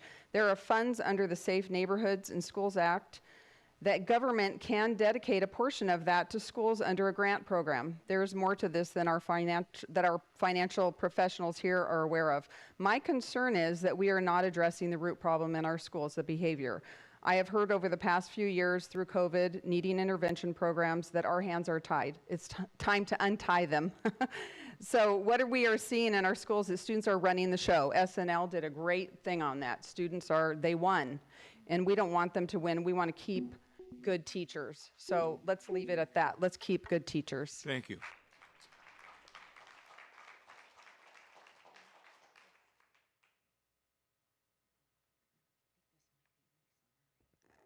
Good evening. I'm here to talk about a Newsweek article that was actually published today. A large percentage of parents are questioning public school and even considering pulling their kids out of the education system and homeschooling instead since the pandemic. Across a survey of 1,000 parents, 23% said they had less faith, sadly, in our traditional public schooling, and 36% said they would consider homeschooling instead. According to the U.S. Census Bureau, homeschooling grew nationally, and that 4.3 million children this year were homeschooled compared to 3.7 last year. There are several factors at play. The founder and president of a homeschool group said homeschooling has doubled in size since the pandemic, when many parents got up close and personal with what schools were teaching their kids, or lack thereof. Many parents feel that the infiltration of screens, phones, agendas, poor curriculum choices have soiled the public school system. The pandemic's online schooling system opened many parents' eyes to what their kids were learning. Of those unsatisfied with children's schooling, 42% said they don't feel their kid is being prepared for the real world. California is seeing a large uptake in homeschooling clients because they find that families are starting to not trust the system and want to explore other avenues of learning. Many parents feel that they can create a better environment of learning than unfortunately, our California educational system. So when parent confidence in the public school is declining, it's imperative to build relationships and partnerships with school staff and families built on transparency and trust. Thank you. Thank you. So this one from MEA, is that you, Lisa? Okay, it's Lisa Murray.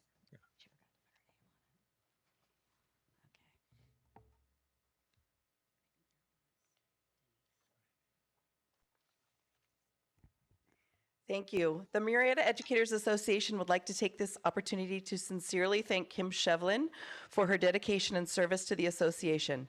Over the past 25 plus years, Kim has served MEA in numerous capacities, from site rep to insurance committee to negotiations team to secretary to vice president to CTA state council rep, and everything in between.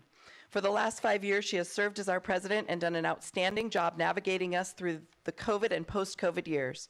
Though this was by no means an easy task, she led us through the most difficult time in education with grace, compassion, and professionalism. On top of everything else, she has served as a mentor and friend and has assisted our members with situations far beyond the scope of the president's job description. Kim has respected and supported not only the teachers in our membership, but our specialty groups as well. Only one other person in MEA history has served as president for as long as Kim has. Please join me in honoring and thanking her as she heads off into the new world of well-deserved retirement, where her focus will shift to cruising the world and taking care of her sweet grandbabies. Thank you so much, Kim. You will be dearly missed. We have a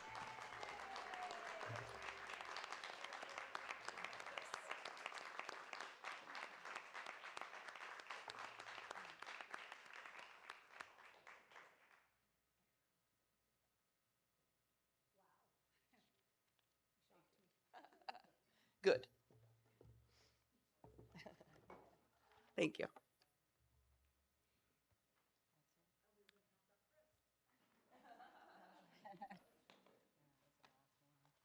And now we'll hear from Ms. Shevlin.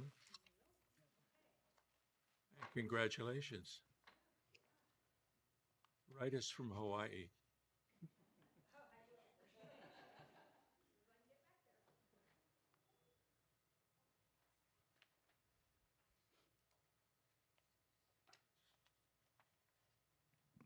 Wow, and I thought public comments were hard to follow as it was, but that's really tough now. Thanks a lot. So, good evening, members of the board, Dr. Andrus, and our guests. Summer break is here, and our educators are finally getting some much needed rest and relaxation. At the end of May, Heather Goka, one of our e-board members, and I attended the CTA State Council of Education, where we advocated for policies that protect and enhance the teaching profession. One of these policies was CTA's historic sponsored legislation, AB 2901, which would provide 14 weeks of paid pregnancy leave for educators. This legislation aims to end the long-standing practice of penalizing teachers for having children, a change that is long overdue in a public education system where 3/4 of the educators are women. In early June, I participated in CTA's Association President's Lobbying Days in Sacramento. This marked our first in-person lobbying efforts with California legislators since the pandemic, where we supported a proposed agreement to defer Prop 98 education funding instead of forcing cuts that would lower the Prop 98 funding floor. I'm always impressed by the dedication of our legislators, and we are privileged as constituents to be able to meet with them and their staff. While educating for state-level education funding is crucial, I also believe we must support local education funding. A survey conducted by True North Research found that 63% of the respondents are likely to support a bond measure that extends the current tax rate. MVUSD will establish a citizen oversight committee to oversee these expenditures, as they always do. In the first week of July, I will be attending the National Education Association's Representative Assembly for my 22nd consecutive year as a delegate elected by my peers in MEA. It is always inspiring to see democracy in action as the elected delegates debate issues and vote on positions for the National Education Association. My work with MEA has been a true adventure, but this will be my last school board meeting as MEA president, as I'm retiring at the end of the month. I am incredibly proud of my 28-year career as a public school teacher. 26 of those years were spent here in Murrieta. Even in retirement, I will continue to advocate for Murrieta students because my grandbabies are here. Next time, MEA will be represented by our incoming president, Lisa Murray. So, Lisa, tag, you're it. Thank you all for your time.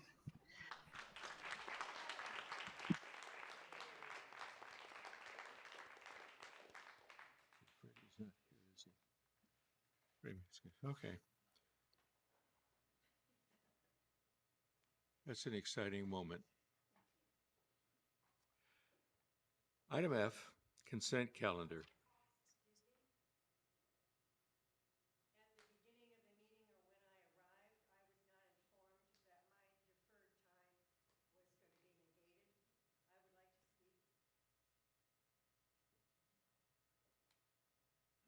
Come ahead.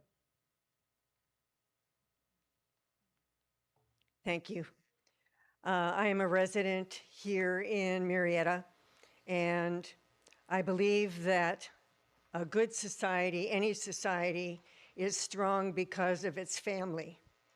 I do not believe that we have supported the family unit over the last year's discussions. And I think the climate is not good now. I don't think the bond will be passed. Discussion has come up, and as the previous two women back spoke from the Newsweek article, that the climate is different. Citizens of the United States do not feel that the public school system is serving us and supporting the family unit. I think if you propose this, it is not going to pass.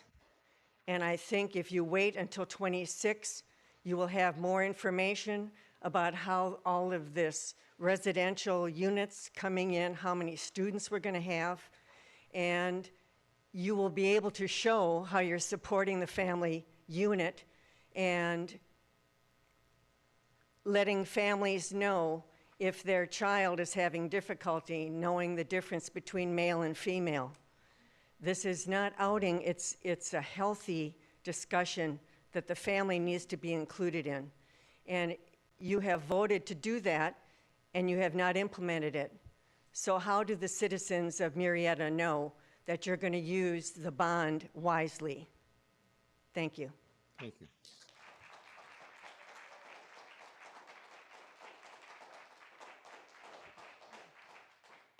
The consent calendar items are voted on collectively as a group. Upon board member request, items may be removed from the consent calendar for discussion and individual action. Do I have a motion to approve the consent calendar items F1 through F5 as presented? So moved. Second. Moved and seconded. Any comments? Hearing none. All in favor? Aye. Aye. Motion passes. G1. Adoption of resolution number 23/24-26, ordering a consolidated governing board member biennial election on November 5th, 2024. Specifications of the election order and request for consolidation. Calls for a motion. So moved. Do I have- Second. Moved and seconded. Any discussion? All in favor? Aye. Motion carries. G2, approval of personnel report. This calls for a motion. So moved. Second. Moved and seconded. Any comments at this point? Hearing none, all in favor? Aye. Any opposed? Motion carries. G3, approval of the Local Control and Accountability Plan 2024-2025. Budget overview for parents and state dashboard local performance indicators. This calls for a motion. So moved. Second. Moved and seconded. Any comments? I have a question about that. Certainly. So, since this is the vehicle for the community, for the district to be held accountable to the community, I'm wondering when would be the proper time for anyone who had feedback on that? When would be the proper time for them to give that to the district? So they can always give us comments anytime.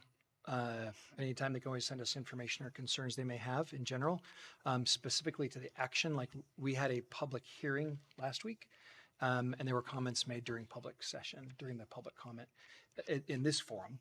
But of course, we're always open to feedback about what the district is doing. And so would that be eventually incorporated into the goals? It's always taken into consideration. And then eventually the board will approve that plan. Some of those things, sometimes we get requests that are excellent ideas and we will quickly move to incorporate them sooner than others. Others, it just depends on what the request is, if it's even allowable, fundable, permissible. There's certain requirements we also have to meet. So it just depends, but we're always open to listening. Right, thank you. Correct me if I'm wrong, but Mrs. Mutchik, there is an LCAP committee that has community members on it, correct? And anyone could contact you, for example, to be included? Awesome. But how they would contact you if they want to be on a committee, or what is that? Ms. Muchnick, go ahead. Yes. Can you hear me okay? Yeah. Okay. We have, it's the Partnership for Thriving Students and Families is merged with our LCAP advisory. So we're calling it the PTSF now. It's made of parents, community members, staff, and district administration. And we welcome members. So if you have anybody who would like to be part of it, they can just contact me and we can include them for next year. Thank you. Can I have a follow-up question? How do community members know, would they be informed that they could be involved? Yeah, it's a really good question. I mean, we have somebody who has just naturally came on board, and it's gone through like our parent advisories. So that's sometimes how people have joined from the community, but maybe there's a more formal way to allow that to happen. Right. So I'm saying the parents know. So the parents who have kids in the district, Yeah. they get notified, and then through those groups, they can be involved. But community members at large who would Yeah. not be there, they're still welcome to be a part of what's 100%, yeah. happening as well. Just contact me. We have a regular group that meets. We meet at least quarterly. It turned out to be about 5 or 6 meetings this year. All right. Thank you. We have a motion on the floor, G3. All in favor? Aye. Any opposed? Hearing none. Motion passed. G4. Approval of Proposition 28 Annual Report. This calls for a motion. So moved. Second. Moved and seconded. Comments? Could I get a quick explanation? Sure. Prop 28. So Prop 28 was passed by the voters of the state. It provides a percent of the state budget comes in form of a bond money and then allocated to schools based on enrollment. And it has to be used for visual and performing arts. And the law's been written very interestingly and difficult to implement. So we worked really hard to try and find ways to implement that law. And so, like, for example, it describes that every principal is to create their own visual and performing arts plan, but the dollars vary. So it's difficult to have a meaningful program. So, for example, we have at the elementary level, those principals pooled their resources together. And this next year, we will have 10 new additional visual and performing arts teachers that rotate around all 11 schools. At the secondary level, it's a little different, but they have those plans as well. So one of the accountability pieces is to provide a report, but I don't believe at this time as much like if there is any sort of a template or format from the state for that. It just says provide a report. Yes, it gives us very little information about what we need to provide. There is information or data that we provide to the state, and so we use that similar format for the report that's accompanying. Yeah.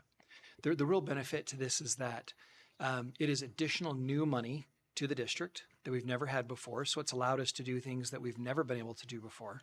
One of the challenges, it has to be 80% has to go towards staffing, but it cannot supplant, take the place of, it has to supplement. So it's in addition to. So where we've already had staff, we can't swap out the money and use it for some other purpose. It becomes additional staffing. In this case, the elementary, there weren't any, so it's all new. 19% goes for materials and supplies and things, and then 1% goes to the district, which we end up using it to support schools. Thank you. We have a motion on the floor, G4. All in favor? Aye. Any opposed? Hearing none, motion passes. G5, designation of representatives to the California Interscholastic Federation Southern Section, CIF, Southwestern League for the 2024/2025 school year. This calls for a motion. So moved. Second. Moved and seconded. Comments? Yeah, these are all great guys. Darren Mott, David Smola, John Broussard, and Dale Velk, and they're going to represent us well. Okay, any other comments? Hearing none, all in favor? Aye. Aye. Any opposed? Motion carries. Moving to G6, approval of certification of authorized agents for the 24-25 school year. This calls for a motion. So moved. Second. Moved and seconded. Any comments? All in favor? Aye. Motion carries. G7. Sounds like a UN meeting, doesn't it? G7, adoption of the 2024/25 fiscal year budget for the Murrieta Valley Unified School District and certification of review of budget in accordance with state-adopted criteria and standards. We have an expert on our staff, Mr. James Whittington, who will present the budget and then call for a motion. Welcome. I think that's on now. Yep. Yes. Good. So tonight I have for you the 24-25 proposed budget, and what the action tonight is to certify the budget, to adopt the budget, certifying that it incorporates all of the board's priorities and the LCAP that was just approved. So Before we get into the district budget, I thought it'd be good to spend some time getting into the state budget. I know there's been a lot of headlines around the state's budget, and so I was hoping to spend a little bit of time setting that as the backdrop before I get into the district's budget for next year. So moving ahead, yeah. The budget timeline in California, it's a very lengthy process. It's constantly going through different iterations. So the little graphic up here, the blue lines are action that the state takes, and the green are ones that we take here at the local district level. And you can see we're kind of always chasing the state taking action. So the governor just proposed his May revision, and we use that to adopt or to project then the adopted budget that's presented tonight, including the prior year estimated actuals. The state has to adopt a budget by June 30th, otherwise state legislators don't get paid. It was a law that was passed a couple of years ago, and so for the last several years, we've had budgets that have been approved by June 30th, but trailer bill language that comes much later, and so it's a little way they've kind of worked around the edges. After we have the enacted state budget, we'll do a 45-day revision if it's materially different from the budget that's presented to you this evening.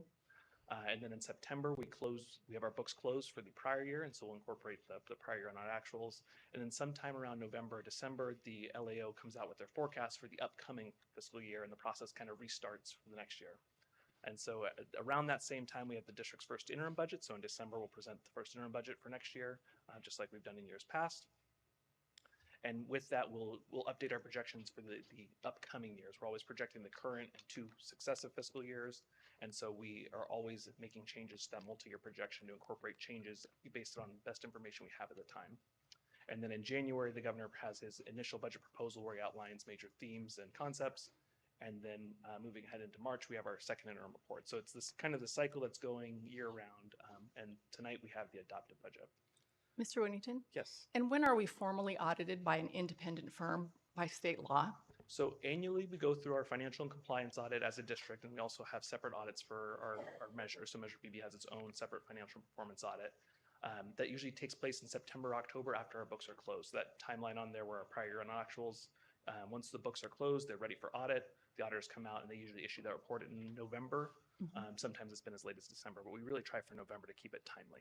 And then that's presented to the public in a board meeting, correct? Correct. We usually have the auditors come and present the report, give their opinion, explain the process that they go through. The audit is actually happening all year long. So we've actually undertaken some audit activities in the past few months. They go to our school sites, they visit and look at attendance procedures, they look at our ASBs, and they do some compliance work here at the district office. And then once the books are closed, that's when like the real meaty financial audit takes place, in addition to some of the compliance pieces. So the audit's really happening behind the scenes, but it's completed after we close the books. Great, thank you for that. Of course. Any other questions? So looking ahead, the state has a myriad of economic headwinds, and I'll go through some of them tonight, but there's a few I want to focus on. So they're just this morning or just recently, the Federal Reserve rates are projected only 1 cut for next year, so we will continue to see high reserve rates at the Fed. Unemployment has been low, but has been growing since January, and California happens to be the highest in the nation at 5.3%. So we are in a unique position in the state of California. Cost pressures continue to persist across major categories. We have inflation is the headline, the big inflation numbers. Inflation is percentage growth. So even though that percentage number might not be large in next year or the year after, it's compounding off those prior years. So inflation is a compounding problem, and we continue to see inflation across most major categories. U.S. economic growth has slowed and is projected to further decline. The Newsom budget and our scenarios tonight are not predicated on a recession scenario. The state has not built in a recession scenario. And then the biggest thing going on in the state at this moment is the problem, then how it impacts K-12. And I want to spend most of my time this evening talking about these things. There's the big 3 revenues, the 22-23 conundrum and the maneuver, and the exhaustion of rainy day funds. And so I'm going to spend some time maybe going to that. So the big 3 revenues, the state gets all of its revenue really from 3 big revenue categories: property taxes, sales tax, and corporate income tax. Not property tax, sorry, personal income tax. Personal income tax, corporate income tax. And so this chart shows the big 3 revenues over time. So the blue line is revenues that have happened over time. You can see this blip at the far right side of the column or the chart with a major increase. That's the COVID time period where revenues kind of went a little bit off trend, you could say. And so the conversation the last few years has been, where is this decline going to stop in revenues and where does it pick up? And so the forecast is that growth will kind of stabilize in what we're seeing from 17, 18, 18, 19. And so that's the forecast the governor has built into the budget. But you can still see it's a really precipitous decline from that $215 billion high water mark of state revenues down to $170 billion projected for this year. Go for it. I'm just an econ nerd. The corporate tax issue, that includes, when they're talking about those revenues, I always hear about these hidden taxes that are in the corporate. Is that part of that calculus? I heard something about you cut cheese or you cut apples or something. They got like a 33% tax California puts on cutting apples and putting them into a package, but then we pay for it. Right. I know you probably wouldn't know that specific anecdotal. I'm big on anecdotes. But my question just is, would that be included? Any kind of regulatory costs that go into it? Correct. Any corporate tax imposed by the state of California would be included in that corporate tax. Right. And most of those get passed on to the consumer, I'd imagine. I would say the vast majority, right? Oh, thank you. In some way, shape, or form. Just cut your own apples. We'll get you some other way. So in 22-23, the state ran into a conundrum. And so this has kind of been the headline the last month or so. And so if you remember all the way back to the 22-23 year, the state had to project revenue without the the personal income tax deadline happening, because they extended the April tax deadline all the way until October. And so the state closed the year without knowing what actual revenues were. They had projections, but they didn't have actual revenues because they didn't really know who had filed or who had not, because it was a blanket extension for the entire state of California. So this lag of the state caused the state to miss its income projections that year by $26 billion. That missed revenue amount wasn't known until the following year. And so the state has a current problem. And so when you hear about the state's budget problem, they have a current problem because they have already missed the revenue collections for a previous year. And so what happens is the state uses those revenue projections and comes up with amounts that will be allocated to all its different programs, K-12 included, through Proposition 98. And you can see Proposition 98 consumes nearly 40% of all state general fund revenues, meaning we are going to bear a significant portion of that missed revenue amount when the state goes to true it up. So the state made promises in programs and then did not have the revenue to support it in the current year. And so they're having to do other maneuvers to shore that up. So it was first identified in the January proposed budget as an $8 billion impact to K-12. This amount has increased to $8.8 billion as the May revise through process of truing up. The state budget cannot absorb the overpayment. The state doesn't have the resource to absorb that. And so the May revision included the governor's proposal to accrue the budget impact and make that a payment to schools over 5 years. So it wouldn't be a real cash payment. It would be a budget payment that's made over 5 years. The state has an ability to not follow accounting practices, and this is one of those accounting practices that they're choosing to implement. The LAO has flat out called it bad fiscal policy. So needless to say, it's been challenged. It will be challenged as the budget process continues until we have an enacted budget at the end of June. I can tell you as well that the California School Board Association has opposed this maneuver by the governor. Yes. It also creates the reason that many people are jumping into the fight about this maneuver. It creates an ongoing impact. So by reducing in 1 year, you impact the next year, and the next year by rebenching lower. And so the total impact over multiple years is somewhere in the $12 to $14 billion range. And so although the state of California, some of the conversations have been the state must pay that. It's not legal to not pay it. They're not following the state's own constitution to do that. Even if the state were to say they're going to make that payment, the state doesn't have the financial resources to do so. So it'll create a maintenance factor. And we had maintenance factors for many years, over a decade ago. Those were paid down during the Jerry Brown era when he was governor. And so what this would do is it would keep revenue at that minimum elevated level, but there would be no cash to school districts. So we wouldn't be able to operate new programs because we wouldn't have the resources. But we would get that money at some point in the future. It's not clear in the law when that point is. It's whenever the state budget allows. So those are the two big headlines for California. The governor has a myriad of proposals to shore up his budget for 24-25. The big one and the most alarming one from the seat I sit in, is the exhaustion of most of our rainy day funds in the first year of what's looking like it'll be a long-term budget downturn. And even if it's a small downturn or a flat downturn, the way the governor has shored up a lot of his the proposals has been by keeping K-12 mostly whole, so that is good for us, but making reductions to other areas of the state budget.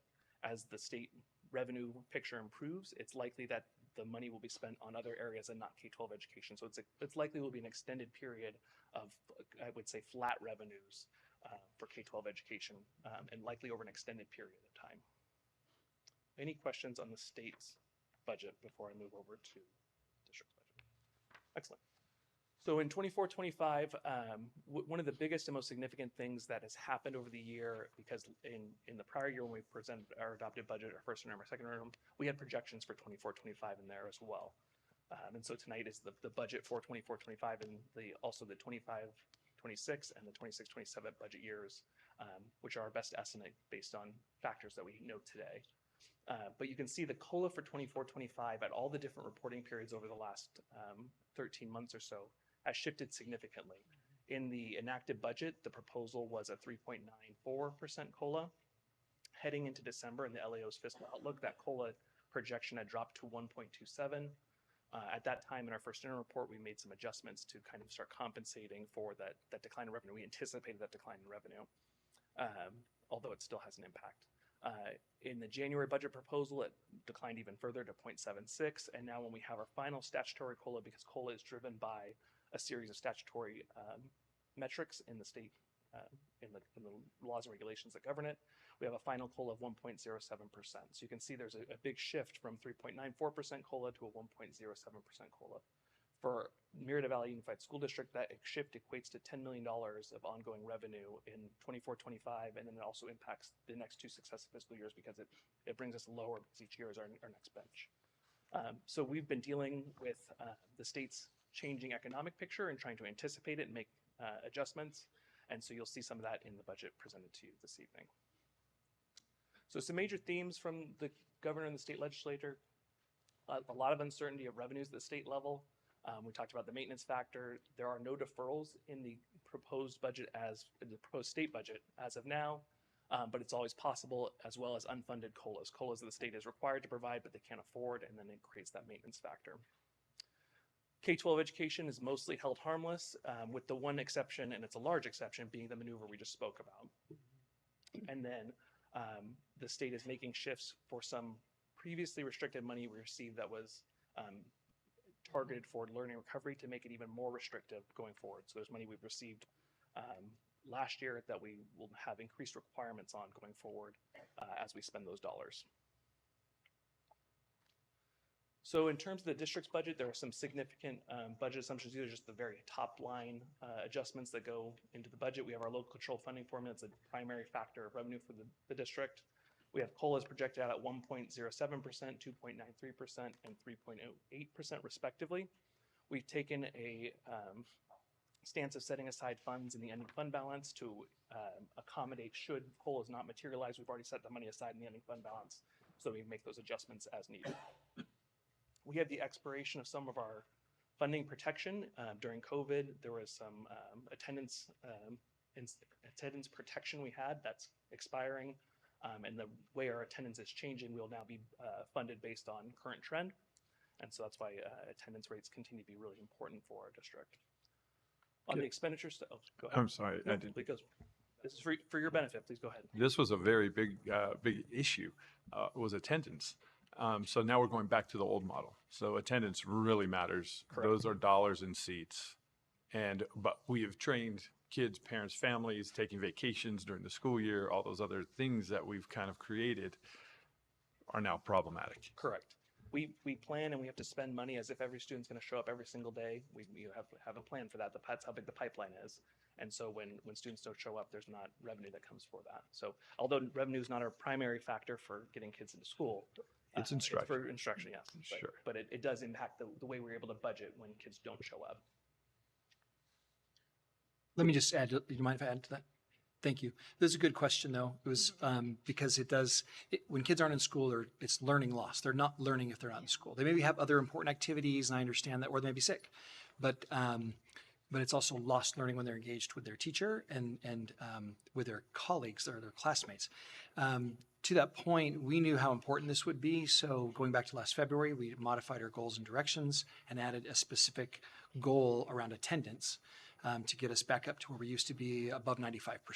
And then we just rounded it to 96 because why not go for more, right?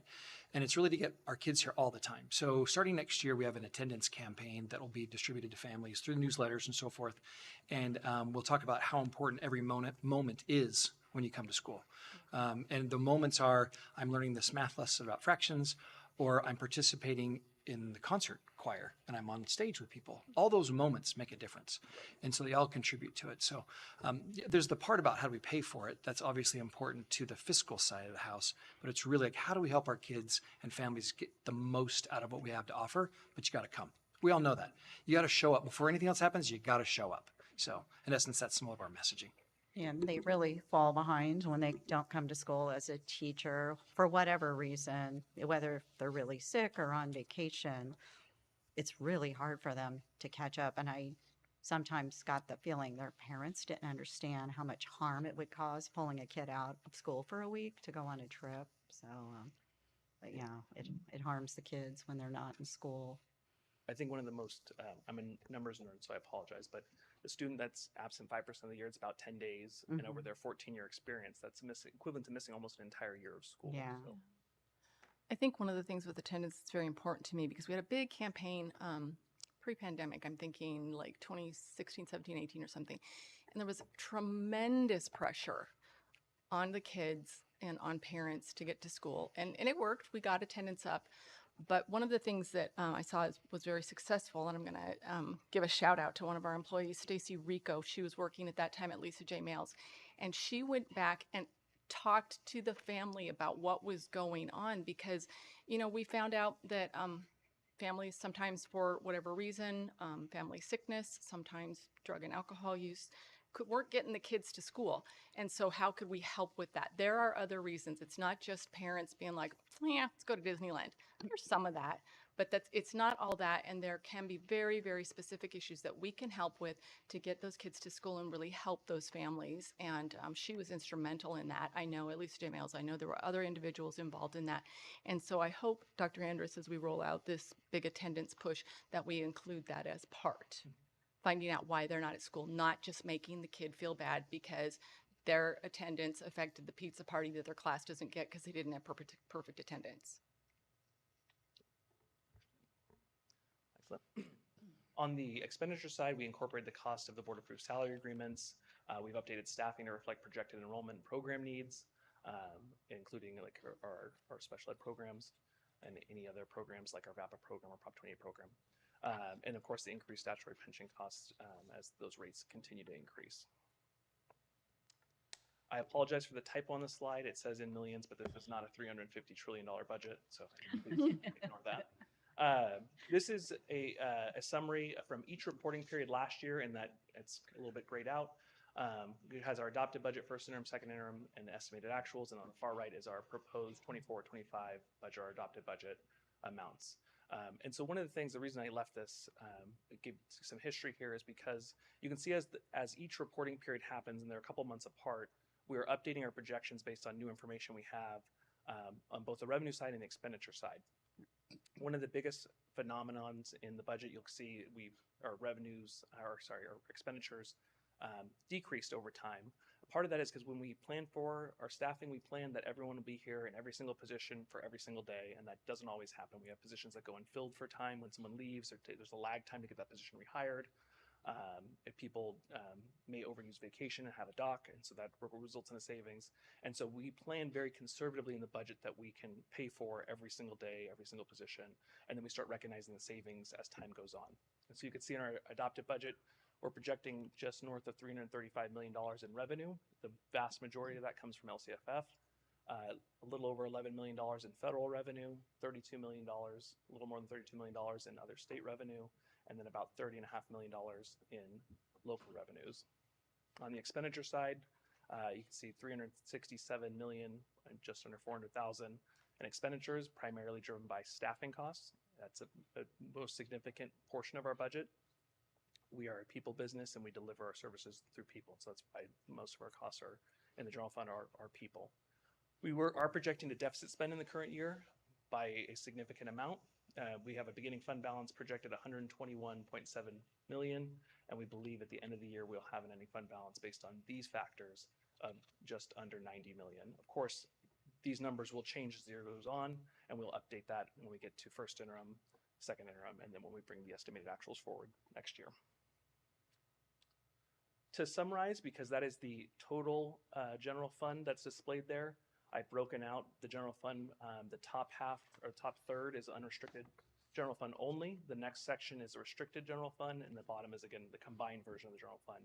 And so you can see there is an increase or decrease in ending fund balance. There's a decrease in ending fund balance on the unrestricted and restricted side of the budget in all 3 years. I'm going to talk about the restricted portion first, and then I'll go back to the unrestricted portion of the budget. On the restricted side, many of the dollars we receive in a year that is not the year we spend it. And so we've gotten a significant amount of money over the last few years, especially this Learning Recovery Block Grant, that we will then spend in future years. And so we have to deficit spend to accommodate that spending. So we've already recognized the revenue, and we have to spend down or have to have expenditures that exceed revenue because we're already recognized it. So we're using that ending fund balance on the restricted side. On the unrestricted side, it's a little more complicated. We have programs that we need to sustain. There's a contribution to our special ed programs that we have to pay for every year because we don't get enough funding from the federal government for special ed programs. And so that weighs on us as well. But you can see we are deficit spending in all 3 years. And so we have what I would call a structural deficit focusing in on the unrestricted side of the budget of about $15 million that we will need to address. And again, last year, as that COLA changed and we had a $10 million reduction in revenue, that number grew. And so what we had projected in previous budget presentations as a smaller structural deficit has grown because of that COLA projection change. And so we'll be undertaking a process to right that and do some strategic pruning and looking at programs that aren't giving us the bang for our buck that we're looking for and start addressing those. We do have to balance those restricted programs that we have to spend with unrestricted dollars. There are some programs we get that must be spent for a specific purpose, like Prop 28. We can't cut Prop 28 to save the unrestricted side of the budget that would only, avail other dollars for the arts. All right, all the multi-year projection factors built out result in some ending fund balances. This is our bottom line number. And so you can see we have a projected ending fund balance of just under 90 million for next year. And that amount is shrinking over the next 2 successive years to $43 million. Although we're still able to meet all of our reserve requirements and have additional money assigned for specific purposes in the budget. So I want to spend some more time talking about the structural deficit versus strategic spending. And so the structural deficit is when our ongoing expenditures outpace our ongoing revenues, and we're seeing that in this budget projection this evening. Strategic spending is deployment of one-time resources against revenues received in a prior period. That's at least what I would call it. And so we have revenue that we received one time, and then we'll spend over multiple years to spread it out, so we're not spending 30 million all at once in a restricted program. If we have any one-time savings, which we are likely to have one-time savings as costs do not materialize in the future year, that extends our runway, it extends our ending fund balance, it gives us more money at the end of the day, but it doesn't solve the structural deficit problem. So there is still work to do as a district to solve that problem. And so we will take some corrective action. Again, I would say this is more of a prioritization and a pruning of our resources, matching our resources with, or matching our programs with our resources. And so we'll define the structural deficit, which I've preliminarily coined as about a $15 million deficit amount we need to write. And then we'll need to prioritize all of our programs and our spending and our revenues, and then identify potential solutions and implement. And so this is only for illustrative purposes, but the process will look something like identifying that number, that top line number in the bold green, and then looking at ways that we can shore that up, enhancing revenue. So if we increase that ADA capture rate by just 1%, that's about $2.6 million that the district will receive. And then there's a whole slew of other things we'll go through and look where we can trim the budget without materially impacting our programs. So if we were to take that $15 million corrective action next year, which is plenty of timeline to get that implemented, You can see we changed from a structural deficit on the unrestricted side in 25-26 to a budget that is balanced on the unrestricted side. There's still a small amount of restricted deficit spending, but again, those are monies we've already received, so it's money we need to spend on a restricted purpose. So if there's no further questions, or I can take questions after this, the 2024-2025 budget reflects the district's priorities and includes the necessary expenditures to support the goals and actions included in the district's local control and accountability plan. So that's the action you guys will be taking. Any other questions this evening? Just one other thing, I know that, just going back to the ADA, average daily attendance, several years ago, there was a figure thrown out that if each child in our school district missed one less day, it was a very large amount. Is that the 2.6 million that you're talking about, the 1%? 1% is roughly 2 days, so it'd be about half that. Okay, so if every child missed one less day, we'd be up 1.3 million. Roughly, yes. Roughly, okay. Roughly. Puts it in a different perspective. Well, it does. It's a balance with this whole attendance thing. Any other questions? Thank you. Thanks for the hard work. Yeah, thank you. Of course. Oh,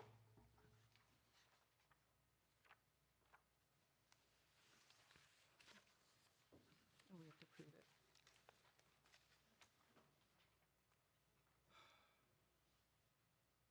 Okay, are we ready for a vote on this? Yeah. G7. Refresh your memory again. Adoption of the 2024/25 fiscal year budget for the Murrieta Valley Unified School District and certification of review of budget in accordance with state adopted criteria and standards. All in favor? Aye. Any opposed? Motion carries. G8, adoption of resolution number 23/24-27, authorizing the Education Protection Act account EPA requirements. This calls for a motion. So moved. Second. Moved and seconded. Any comments? Hearing none, all in favor? Aye. Any opposed? Motion carries. G9, adoption of resolution number 23/24-28, authorizing and providing for the levying of special taxes within various community facilities districts. This calls for a motion. So moved. Do I have a second? Second. Any comments? Could I get a quick summary on this? Because I don't just remember this and I'm a rookie, so. So I'm going to call either James if you want to come talk about this. These are basically, CFDs are also known as Mello-Roos, and they're set forward, and our job is to, as they're established, we collect them, but we have to reauthorize them. Is that, did I do okay? Yeah, annually the board just has to reauthorize Reauthorize the them. collection of it. So But they do provide a series of funding for us and we use them for facilities. So. Got it. there's a covenant when the Melrose is passed that the board must take action every year to recollect the taxes. So that's one of the actions. So if we were to say no, then the Melrose would be. Then the district would be on the hook to pay the bondholders Ooh. for those previously agreed to taxes. We don't want to do that. Motion on the floor is G9. All in favor? Aye. Aye. Any opposed? Hearing none, motion passes. G10, adoption of resolution number 23/24-29 to commit general funds in the general fund balance. This calls for a motion. So moved. We have a second? Second. Second. Any comments? Hearing none, all in favor? Aye. Any opposed? Motion carries. Moving to G11, adoption of resolution number 22/23-30, authorizing the commitment of funds for specific purposes, deferred maintenance fund. This calls for a motion. So moved. Second. Moved and seconded. Any comments?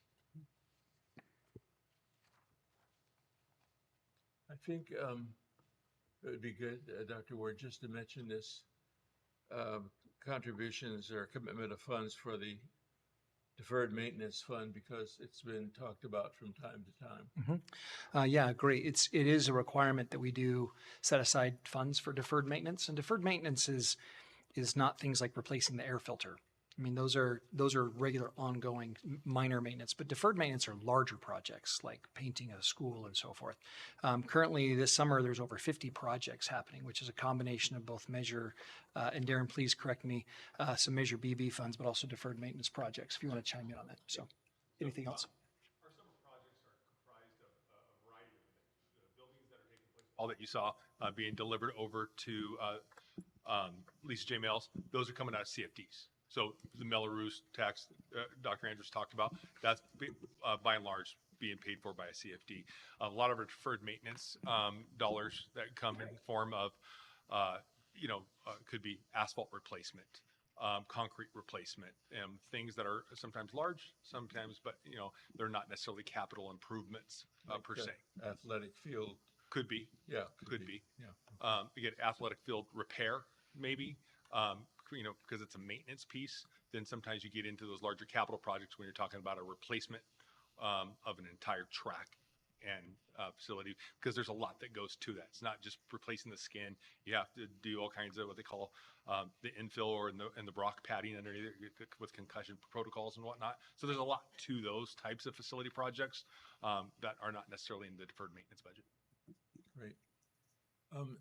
You would have enjoyed seeing what I saw a weekend or so ago when I went over to Males, Lisa J. Males, and seeing trucks come in with modules and a 5-story crane lifting those modules into place onto concrete pads. And when you look at the modules up close, they have everything. The plumbing is hooked up. They have the whiteboards on the walls ready to go. Yeah. They have restrooms at the end so the kids don't have to trek across 6 fields in order to use the restroom.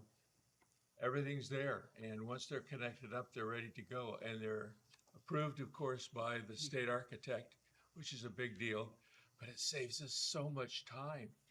Oh my gosh, just a ton of time. And one last thing, they are, once everything is in place and bolted together and their steel structures on the inside, then they are plastered on the outside to match the finish of the school in question.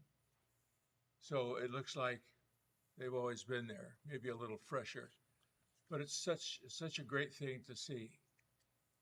That was also the day that they were replacing, I have to divert everyone's attention for a minute. They were replacing very, very heavy AC units on Thompson's buildings. And they did it with a helicopter. Helicopter would pick it up, take it away, bring a new one in and sit there, which takes a great deal of skill to hover with that load, and you're lowering it. And then when you let go, there's a little bump up, which is, I'm glad I'm not on the helicopter at that point. But that also is very exciting. And that's, it's wonderful to see our money being used like that. Boy, oh, good. All right, we have G10 on the floor. All, is that right? Aye. Yeah, all in favor? Wait. Is it G11? I think it's Oh, G11, sorry. I got off into helicopters. Yeah, it's G11. Adoption of resolution number 22-2330, authorizing the commitment of funds for specific purposes, deferred maintenance fund. All in favor? Aye. Any opposed? Exciting times. G12, a review of associated student body financial reports for the quarter ended March 31st, 2024. This calls for a motion. So moved. Moved and seconded. Any comments? All in favor? Aye. Any opposed? Hearing none, motion passes. G13, a review of investment report for the quarter ending March 31st, 2024. This calls for a motion. So moved. Second. Moved and seconded. Any comments? Hearing none, all in favor? Aye. Aye. Any opposed? Motion carries. G14, adoption of resolution number 23/24-31, adopting wire transfer payments for fiscal year 2024/25. This calls for a motion. So moved. Second. Moved and seconded. Any comments? All in favor? Aye. Aye. G15, acceptance of donations and terms from Special Olympics Southern California Unified Champion Schools. This calls for a motion. So moved. So moved. Second. Seconded. Comments? Just very glad for our partnership with Special Olympics Southern California Unified Champion Schools. They've been really instrumental in all of our unified activities and in our inclusion. So thank you to them. Yeah, I love the Special Olympics myself, so it's awesome. Amen. All in favor? Aye. Aye. Any opposed? Hearing none. Moving on to G16. Adoption of resolution number 23/24-32, ordering an election to authorize the issuance of general obligation bonds, establishing specifications of the election order, and requesting consolidation with other elections occurring on November 5th, 2024. So moved. All right. So moved. And do I have a second? Second. Now I'll call on Dr. Andrus to introduce Darren Daniel. Thank you. We appreciate all the energy from our community who's come out tonight. And we're paying attention to the importance of our tax dollars. I live in town too. These are my tax dollars as well. And the home that I bought recently, not a long time ago. So I have one of those high valuations. So I know what it means. And but also the concern about that, and those who really they're on both sides of the issue. And so it's nice to hear a public dialogue about this, and appreciate that. We did not come here willy-nilly. We just didn't dream this up. This has been a discussion for some time, dating all the way back to in my first year, which is this is the end of my second year. We had a discussion about, someone said, are we going to build a new Murrieta Canyon Academy? And we had a discussion about science classrooms and discussion about baseball start times and during daylight savings. So that's kind of what prompted us to even start the whole discussion, was with this board, these 5 trustees having discussion around these questions. So Mr. Daniel's going to walk us through kind of what led us up to here and give us an update on the work we've done this year. Thank you, Dr. Andrus, President Diffley, and trustees. And I know tonight's been a spirited discussion regarding our future inside the school district, and it was in approximately February 22, when Dr. Andrus, when we were having inside the board workshop, where we started talking about some of the hopes for the school district. And it was really around CTE and some of the programmatic features we wanted for students. And so that was really the inspiration, what kind of kicked us off to explore a bond feasibility study. And so since that time, I have a timeline in front of you, just simply called our journey, and it's our journey of bond feasibility. And so in May, the board took action to contract with the bond consultant. And through that, from that day forward, we've done a number of very specific actions to be able to really explore the need inside the school district. We activated a superintendent's facility advisory council. We met several times over the years, and that was a great group of people, anywhere from 35 to 50 folks in attendance, spanning from business, from school, from community, parents, grandparents. So there are a lot of folks involved in that giving perspective. We engaged with our school principals about the prospect of an orientation program, about what they need, what do they see as their major needs at their school. Our principals took it from there and led stakeholder community meetings. I would call them listening sessions, because we certainly wanted to hear from our families and what they believed and what their hopes and needs were for their children as they attend school in the Murrieta district. We had a general obligation bond feasibility board presentation in October. followed up by some polling in January where we had a scientific poll conducted for us on our behalf. And that's really, I think, gave that hope and that prospect of we saw the feasibility is in our favor. It polled 63%, and we'll get in a little bit more into that polling that was done for us. And so after that, we were able to really take a deep dive into the enrollment projections in this room, where you're able to hear from our demographer about what our next 10 years are going to be looking like. And that's been a great partnership, not only with our demographer, but engaging with the city. The city's on the front of letting us know what the development needs are going to be. And the development needs, the developmental needs in our district are different. Over the past, gosh, I'm going to say 20 years, we've been really focused on the east side. Now with the development, you can see the sticks in the ground.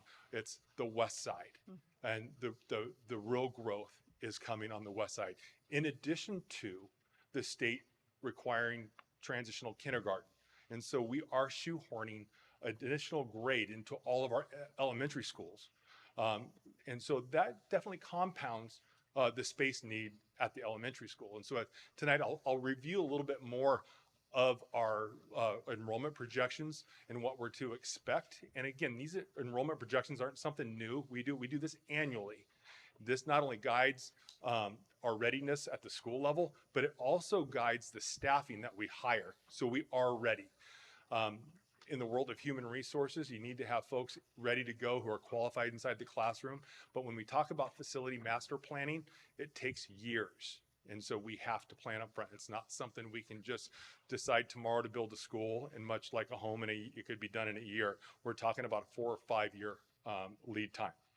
And so in February, we had the facilities master planning workshop with the board. We discussed a variety of things, and we have a master plan on the website, but we're in sore need of this update. And this update's in the works right now, which will be updated to memorialize all the things that did not get accomplished in the last plan, but also memorializing the conversations that you all have been having for the past 2 years, in addition to the input we're receiving from community.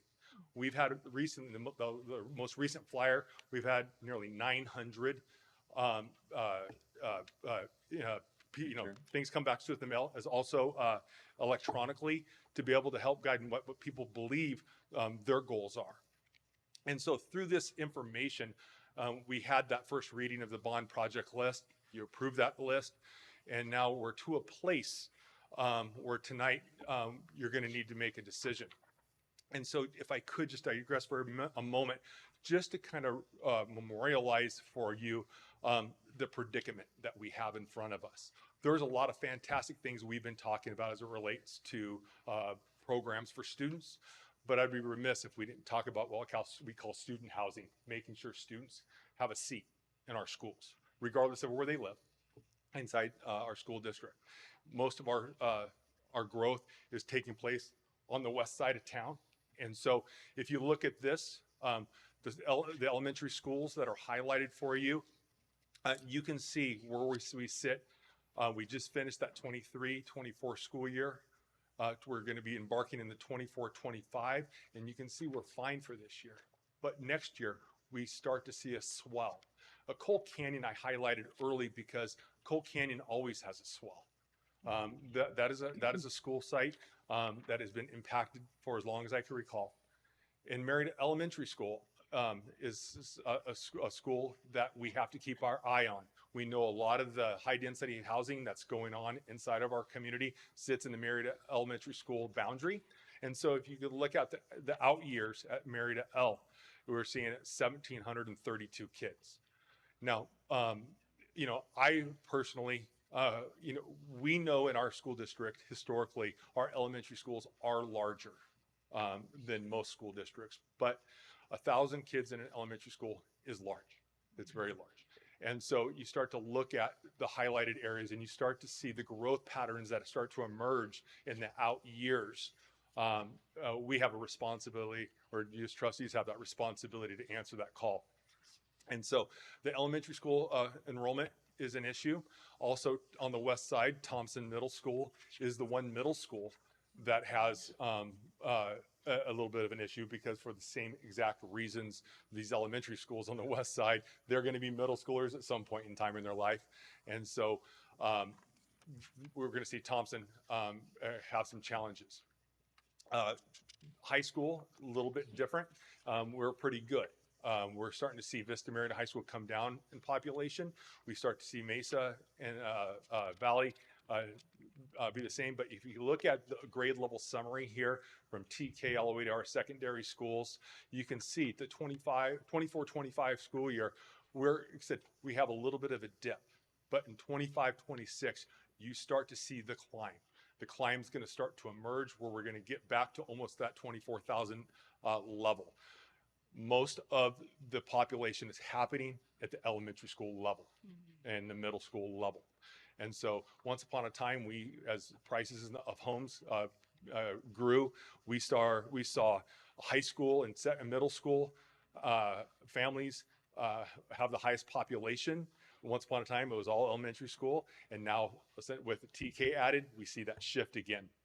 And so certainly some unfunded mandates coming our way that compound our issues. But at the same time, I always say this is a challenge. Although a challenge, it's an opportunity in disguise.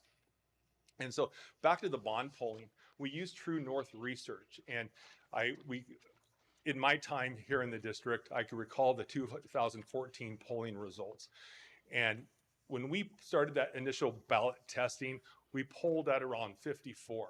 This time, that initial ballot testing polled around 62. As we did the interim ballot testing and started asking some different questions, and one of those questions meaning keeping that tax rate the same, so extending the existing tax, out to the out years, it moved to 69%. And so that seemed to increase the opportunity. The final ballot testing, after throwing some different questions in there, it came down to 63. Nevertheless, what we see in this opportunity is this bond measure opportunity is outpolling our successful bond passage in 2014.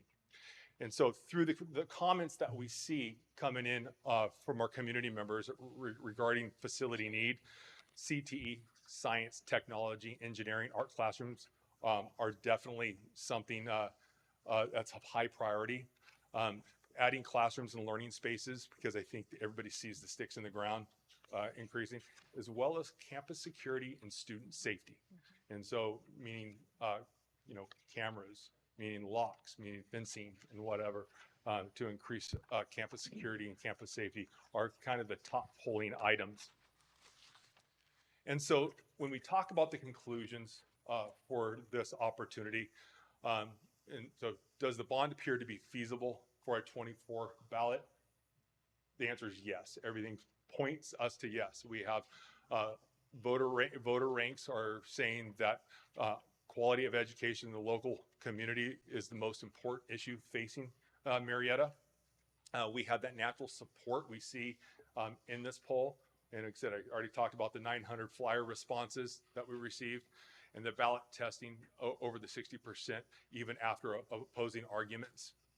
The challenges we recognize, and it's been said in this room tonight, is about the electoral climate that we're going to face. So yeah, I don't think it's without saying, it's going to come with a challenge. But I think tonight, what's in front of you is the resolution. But I'd like to invite back up to the podium Scott Ferguson, so he can share with you some of the last things before you guys call for your last vote. And I'll leave it over to Scott. Thank you, and good Welcome. evening. Scott Ferguson with Jones Hall. We were District's Bond Council. Just thought I would wrap up the presentation by going over some of the high-level things that I talked about last week. This bond resolution requires two-thirds of the board's approval, which is 4 out of the 5 yes votes. When placed on the ballot, if placed on the ballot, it will require 55% of the voters to approve it in November. Like all recent general obligation bonds, it comes with a handful of accountability requirements, independent performance audits, independent financial audits, the establishment of the Independent Citizens Oversight Committee, just like your prior bonds, a requirement to apply the bond proceeds only to the specific purposes listed in the bond measure, creation of separate accounts for the bond proceeds, and then yet another annual report that goes that needs to be prepared under the government code. The state matching funds, as mentioned, if that state bond passes, it could be a little less than, a little under $100 million that the district could be eligible for. So I guess I'd conclude by saying that the board has the final say. If this measure is passed by the voters, the board will still have the final say before any series of bonds is issued, and as to what projects will be financed by those bonds. So I'm happy to answer if there are any further questions. Any questions? I do have a question. Okay. And whoever knows the answer could answer. I don't even know. The different bonds. One of the speakers came up and mentioned a history of bonds here in Murrieta. Are we still paying on those bonds as well? So what I'm getting at, are we kind of drip bonds? So $26 Yeah. every. So the design going is an extension of a tax rate. And so we have one bond coming off, and the $198 million proposal that is in front of you tonight is a bond that allows that tax to extend. And so when we say, I don't know anybody who says, oh yeah, I want more taxes. Our reality is this proposal is carrying forward an existing tax that will continue forward for school facilities. That wasn't quite my question. Okay. Because I've heard that a lot. My question is, are there other bonds that we're paying? So if I got my property tax and I could break it down to what's going towards schools, right? So this one's disappearing and we're replacing it with another. Are there other bonds that are already there layered in the cake that are waiting that also would expire over time? So the bonds we're paying on roughly as a constituent would be about how much total, all the bonds? So if there were 4 bonds in the last, whatever it is, I'm asking. 91 or whatever it was. Whatever it is, whatever James, ones we're do you still remember paying that on. number? Am I asking a decent question? Yeah, you're asking a very good question. Yeah, like Okay. Measure E and Measure BB, I think. I don't have the exact amount that's collected annually. There That's you the go. tax rate, yeah. So there's a tax rate. And so on everybody's tax bill in Murrieta, the way the Riverside County tax bills look, there's one line for all bond measures. They're combined in one line. So you see one line has the rate of 119.55 per 100,000. In that rate are currently is 4 measures. One will fall off, and that will create room essentially within that 119.55 rate to pay the debt service on a new bond, which is what's before you tonight. So were those bonds structured similarly? We're saying $26 per 100,000 in assessed value. Were the other ones kind of similar? BB was structured to be a $25 cap, so we've held to that. The 2 prior ones to that, or the 3 prior ones to that, I don't believe had a cap. So there's a statutory cap of $60 per measure per every $100,000 assessed value. So to that same point, and that's what you have in your hand, is we had that presented to us back in February. Yeah, I think in 2030, where's that? Thank you so much. 2034, quite a few of them fall off. And so it's 10 years out. I think your question is, we're paying debt service each time we pass a bond measure. We issue the bonds in tranches. We don't issue all 198 million right at once. We do series. As each of those series is structured, there are payments that happen every single year until those bonds are fully repaid. We have one bond that will be fully repaid, been fully repaid actually this year. And there are still payments that we're making on the other 3 bond measures. Within that same tax rate though, this would allow a 4th measure to exist and pay debt service on new bonds that are issued in new series. Is that more your question? Yeah, I think you hit on it. So we have one's fallen off. We have 3 other bonds that are still being paid on. And multiple series in each of those, yes. Multiple series within each one. Right. So each time, for example, with Measure BB, it was a $98 million authorization. we just issued 26 million. So there's payments associated with that $26 million or $20 million issuance that we did that happens over 25-ish years, 25, 30 years. So that timeline starts, but then before that, there are other series that started their timelines at different times. And the money from those bonds, is that included in our, when you were looking at the funding, you're showing all that funding? No, Or is that money already had been spent on the issue that it was there, so the tax is there paying off the bond things that we had bought previously or the schools we built earlier? The mechanics, as we issue different series, those bonds get sold to the general public. Then we get a lump sum of cash. Those go into our building fund and are used for those specific purposes. And that's what the Citizens Oversight Committee is looking at each year as they do their work. And the board as well as your approving contracts. The bonds that have been issued, we don't, those dollars go into a special bond interest and redemption fund of the district, but we don't have access to it. The county manages that for us. They take the revenue coming in and match it up to the debt service payments going out. And so they manage that calculation and make sure that projection aligns to make sure we are able to pay all the debt service to our bondholders that have loaned us the money essentially. And then a fully side note, but one of those bonds was for Vista Murrieta High School. At one point, yeah. Has that been paid yet, that one? I don't know the specifics. The bond of for that. Vista Murrieta, do you know? I would imagine it's getting pretty close It's at this point. getting pretty close. It's only 20 years. And so I Okay. would assume we'd probably have about 10 more years. So we haven't paid it off, but the plumbing is not good. Yeah. Well, like I said, you know, Was that a real thing? I mean, I'm sure it is a real thing. There- I we've know actually- lots of stories about different things really that bad stuff down situations. toilets you would not believe. And so we've actually invested in what we call a jetter to try to dislodge foreign material outside of what's supposed to be down there. Okay, so is unplug that things. story, that anecdotal story, which I enjoyed actually, it helped me get my mind around this. But that was from some type of student action, not some building defect from, okay, just checking. Just to add, any building defects, we would go after contractors to write those. And we've done that with warranties for other projects we've had. All right, thank you so much for that.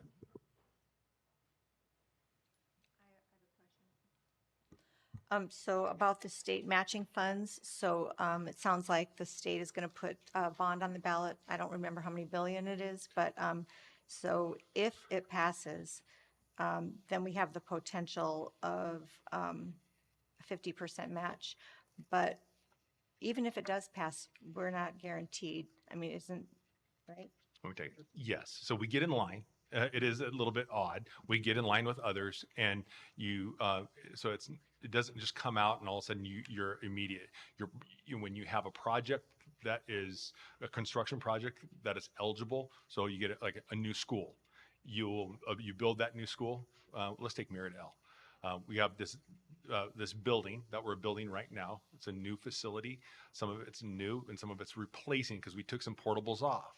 And so you'll get state matching dollars for the construction, not for architectural fees or soft costs, but for construction costs. And so in order to be eligible for matching funds, you have to have a bond program. So in order for us to even be able to compete for these potential dollars, we have to have a bond ourselves. Which we do have other bonds, so. But that's for this new I see. set. You can't go into arrears with it.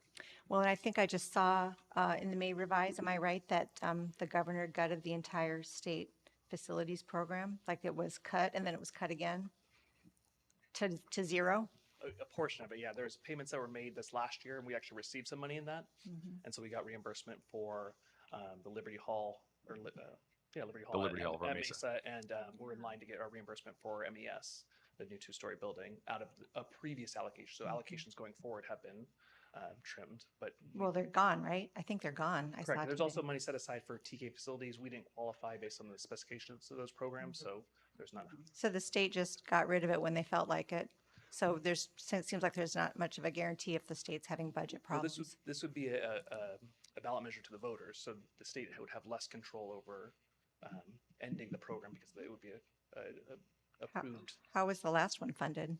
Just from the, The state used general fund dollars from the state to fund. There was such a big backlog, the state prioritized making some one-time payments. It was one of the few things they did that was prudent in the last few years in terms of managing the budget and identifying one-time expenditures, not new programs. And so they were paying down some of the backlog of people that had gotten in line years ago. We had gotten in line almost a decade ago. So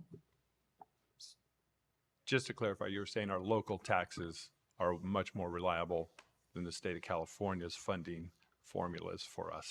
And especially in the near future, it looks very precarious.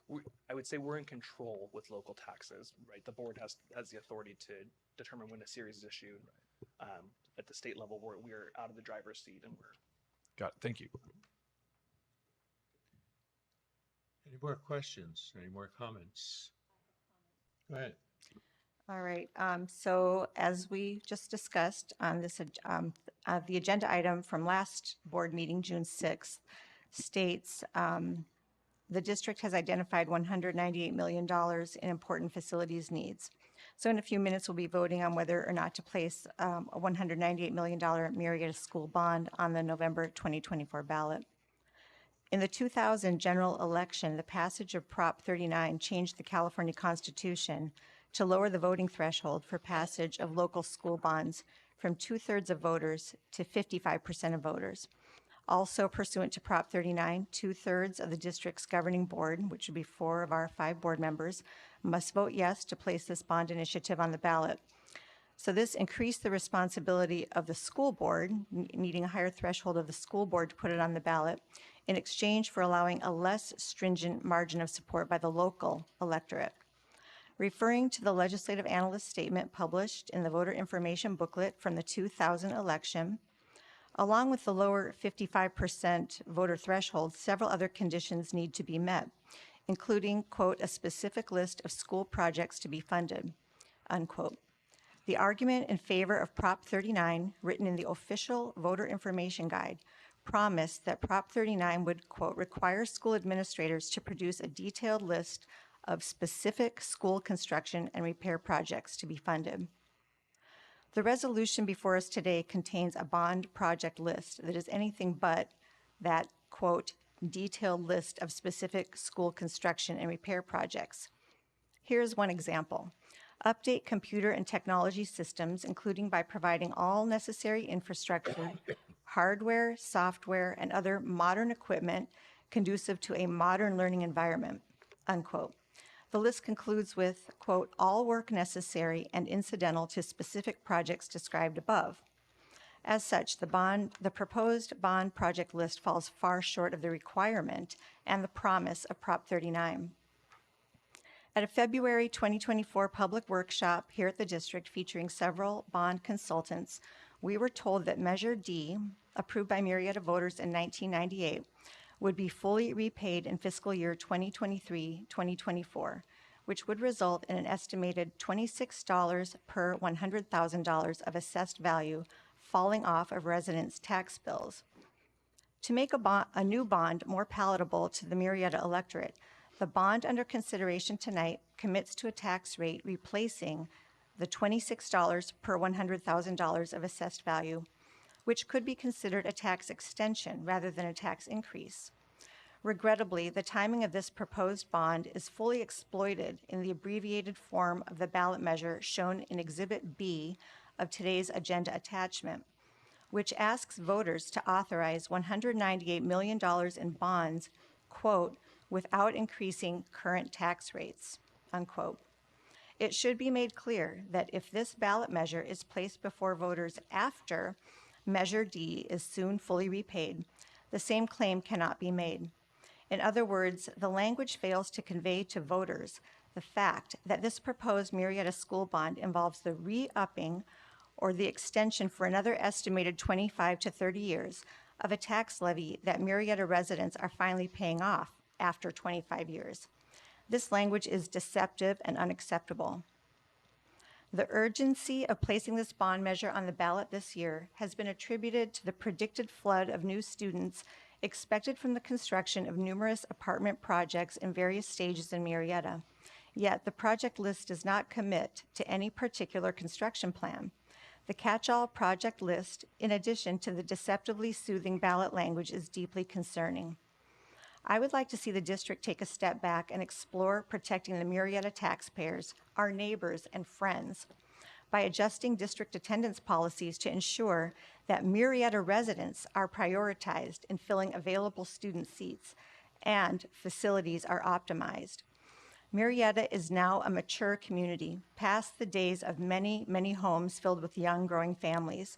We now have grandparents, alumni, and retirees, in addition to established businesses that could perhaps be invited to invest in their community to help compensate for the recent defunding of the state school facilities program, completely gutted this year in the May budget revise.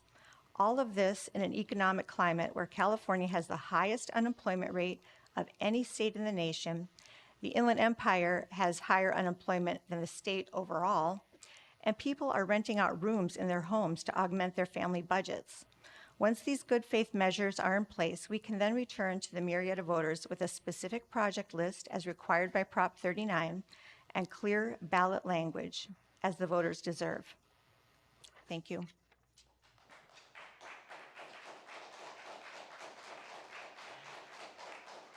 Is there another comment? Anybody else have comments? A lot of what I, would like to say, a lot of the public speakers have said.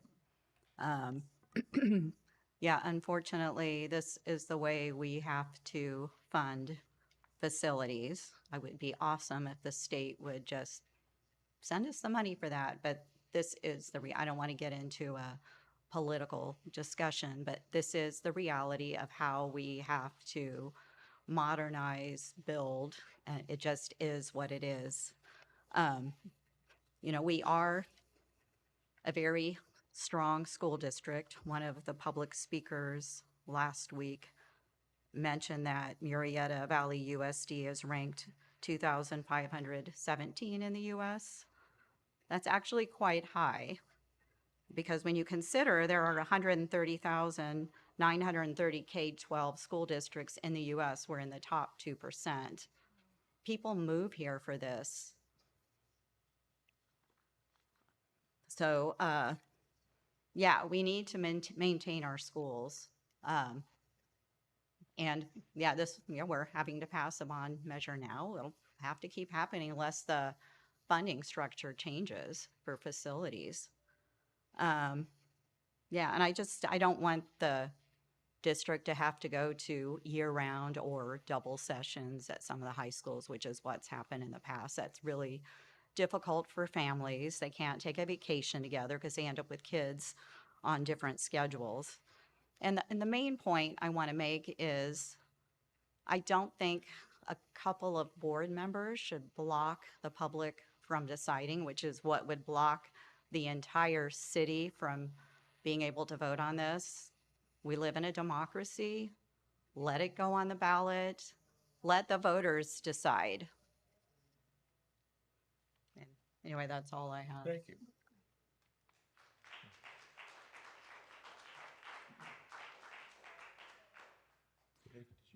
Yeah, I have a few comments.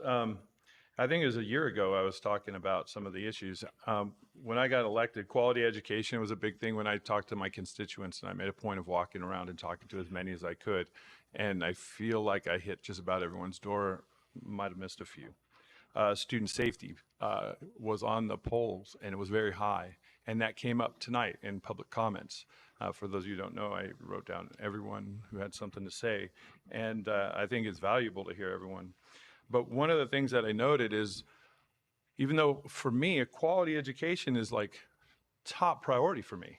I heard someone say, oh, you're a partisan, and you're not really. I'm actually someone who's been bipartisan in my voting, both for ELOP, and if you notice, I might have given the English teachers a shot by saying, hey, these kids aren't writing very well, and leave the political stuff out of the classroom, but they did get their book, right? So there's a couple other times that's happened.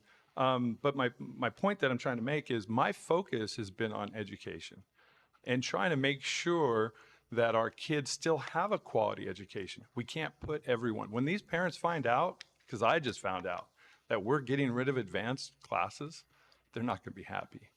When we start finding out we're trying to shove everyone into physics and chemistry and these math classes, I can't even begin to tell you the chaos that's going to ensue in that situation. And I think it's really important to know that when I got elected, people were saying, you know, Mr. Pardue, I'm so glad that you're in that position because you're in education, your wife's in education. You know that you've been in our community for so long and you just represent my values and I'm so happy that you're there. Well, they kind of shut off and just trust, like, hey, Mr. Pardue knows what's going on. So the moment I vote, they're saying, well, if Mr. Pardue thought that was a good idea, then I think it's a good idea. And that's kind of important. And another thing that I've tried to point out is with student safety is I've watched some of the things. I've had people pull me aside and tell me about the dangerous things that are happening in the classroom. One of the reasons I even got involved in this is because of a teacher being assaulted on our campus. I know that there are things happening that parents wouldn't be really happy with, and we're not really, I'm worried about that a lot. I'm worried at the middle schools because our middle school enrollments are going down for a big reason, and that came up tonight. And I think it's important to understand that. And then last but not least, I've sat here, and this is well before I did anything that had to do with parent notification or anything else like that. I've been just ripped for being a conservative. Absolutely ripped. My family's been ripped. I had people come up, they spent 30 minutes calling me every name under the book. Why? Because I'm a conservative? What are you doing to our conservative students in the classroom? How safe are they? If you have the nerve to be that disrespectful to a conservative sitting on this board, what are you doing to our children in the classroom? And that's come up over and again, over and again. And I think I tried to lay that out a year ago. We have to act like a community. We all care about our kids. We all care about education. That's a commonality. We might view things a little bit differently, right? But we should be able to have some kind of discourse. And that's not been happening. And that was evident again tonight. And what a terrible situation. What a terrible situation, because I can tell you right now, the need for the bond, the need for the money, we all have needs. There's a lot of needs that exist. My wife works in the oldest high school in the district. She's in a science lab and has all kinds of issues. There's lots and lots of issues, all right? It's not lost on me. But what seems to be lost on the other side of this is you need to be a professional. Too many of the partisans that I see are teacher partisans, which is fine. You can be partisan and be a teacher, but you got to remember you represent the community. The community is watching you to be an example to everyone. They want to have faith that you're going to treat their children well, that you're going to provide a quality education with different perspectives. I even mentioned that. I said, why is it that we keep pushing this idea that, oh no, we're not indoctrinating kids, and then we're cheerleading these kids to spout off this hard left indoctrination stuff? You're not inspiring confidence for the regular parents who are saying, hey, I'm worried about sending my kids to the school because I think they're just indoctrinating them. And think about what the state's priorities are. SB 274. I heard the MEA president just said, we went up and we're go schools. We are allowing the state to say, hey, the teachers, you're not going to be safe because you can't suspend, you can't discipline kids. Even though discipline's a huge issue, we're not going to let you discipline kids anymore. And what did we do? We did nothing. The CTA is the most powerful force in the state of California, the most powerful force. And yet we allow our district to get funded less. We allow the state to set priorities like this. And there's a whole list. I love Senator Melissa Melendez because she gives a list, a laundry list. I'm not going to read them all. But it was amazing that Bill Asaley pointed out today, $5.4 billion for illegal immigration and health care. And that's not even counting the negative side effects that went with it. What are our taxes going to? So we're basically getting a forever tax is what I'm hearing. And I agree with, this is the one thing I do agree with. I'm sorry, I wrote way too much down. The voters should decide in 2024. And there's a future cycle in 2 years. What I mean future cycles, we can issue a bond in another 2 years. And in 2024, I'm going to tell you right now, everyone gets to vote for your new school board members, whatever you need to do. We also hopefully will vote for the state legislative bodies to make sure they represent our values as well. And I think it's really important that we start acting like a community so that you can earn the parents' trust again. Quit acting like your view is the only and most important view in the world. We live in a world where we have to live together. And if we don't live together, it's not going to go well. So let's try to find some common ground in the next 2 years, and we could readdress this issue on a bond. Thank you.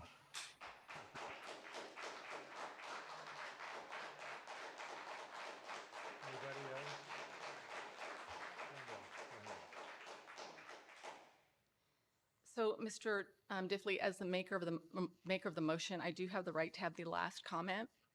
I am going to ask you to assist me in this. I don't want to make the last comment and then get pounded back and forth, and then I make another comment and then get pounded again and then make another comment. I would like to make the last comment. So with your permission, I would like to ask my colleagues if you have anything else to say. Please speak now. I do, Awesome, go. and then you can. Okay. I've taught for 34 years. Enjoyed it greatly watching people grow. I still, from time to time, get contacts from my students. They're adults. It's really hard to see them as adults. You keep thinking, well, never mind. It's not important. I've taught in reasonable circumstances, and I've taught in good circumstances. And I want to tell you that when somebody comes into a room, and it's a clean room, it's air conditioned, you've got the tools that you need, you've got the number of seats that you need, and the help that you need as a teacher, perhaps at A, but maybe not. It makes a difference in learning. It makes a difference in the attitude of the kids who come in. And sometimes they don't want to be there. I understand that. I understand some of the reasons why they don't. But we don't want to continue with buildings where rats run across somebody's toes or things drop from the ceiling, which I won't mention. We've got too many old buildings, and we're going to have too many kids. Right now, we have one of our middle schools has more kids in it than many high schools on the East Coast. More than a high school on the East Coast. I can tell you that. So that's what I have to say. Your turn. Thank you. So stick with me here. I've got a little line of logic. The five of us here up on this dais were elected. We are the local elected government here in this room, this governance team. I hear a lot in this room about government overreach, and government overreach is bad. It really is. It's a sign of really poor governance.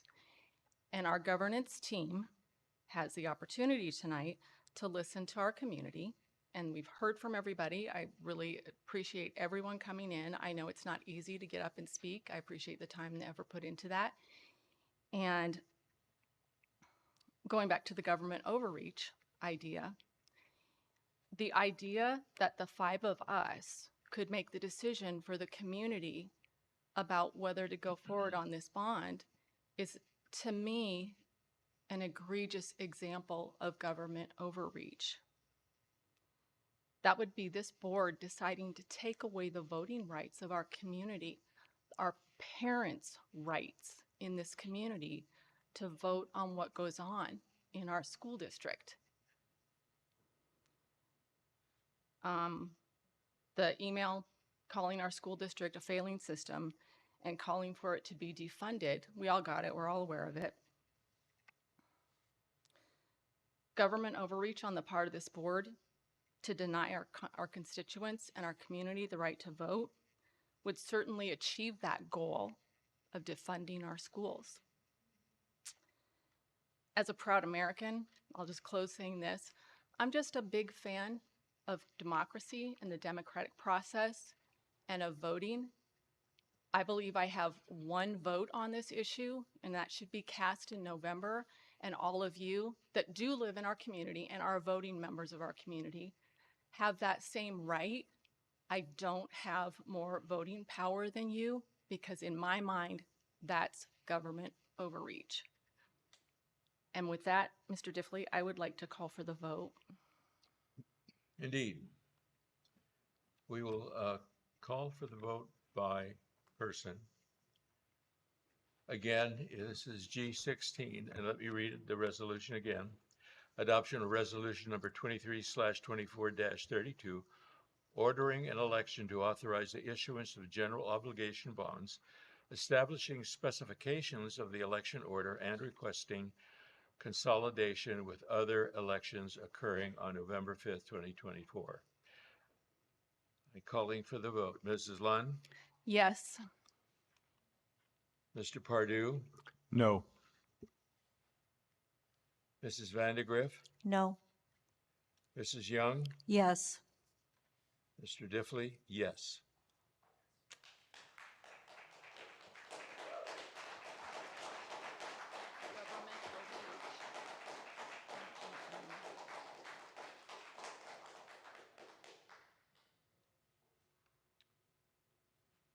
G17, approval to renew contract with Papa John's and Domino's Pizza for providing fresh pizza for the 24-25 school year. This calls for a motion.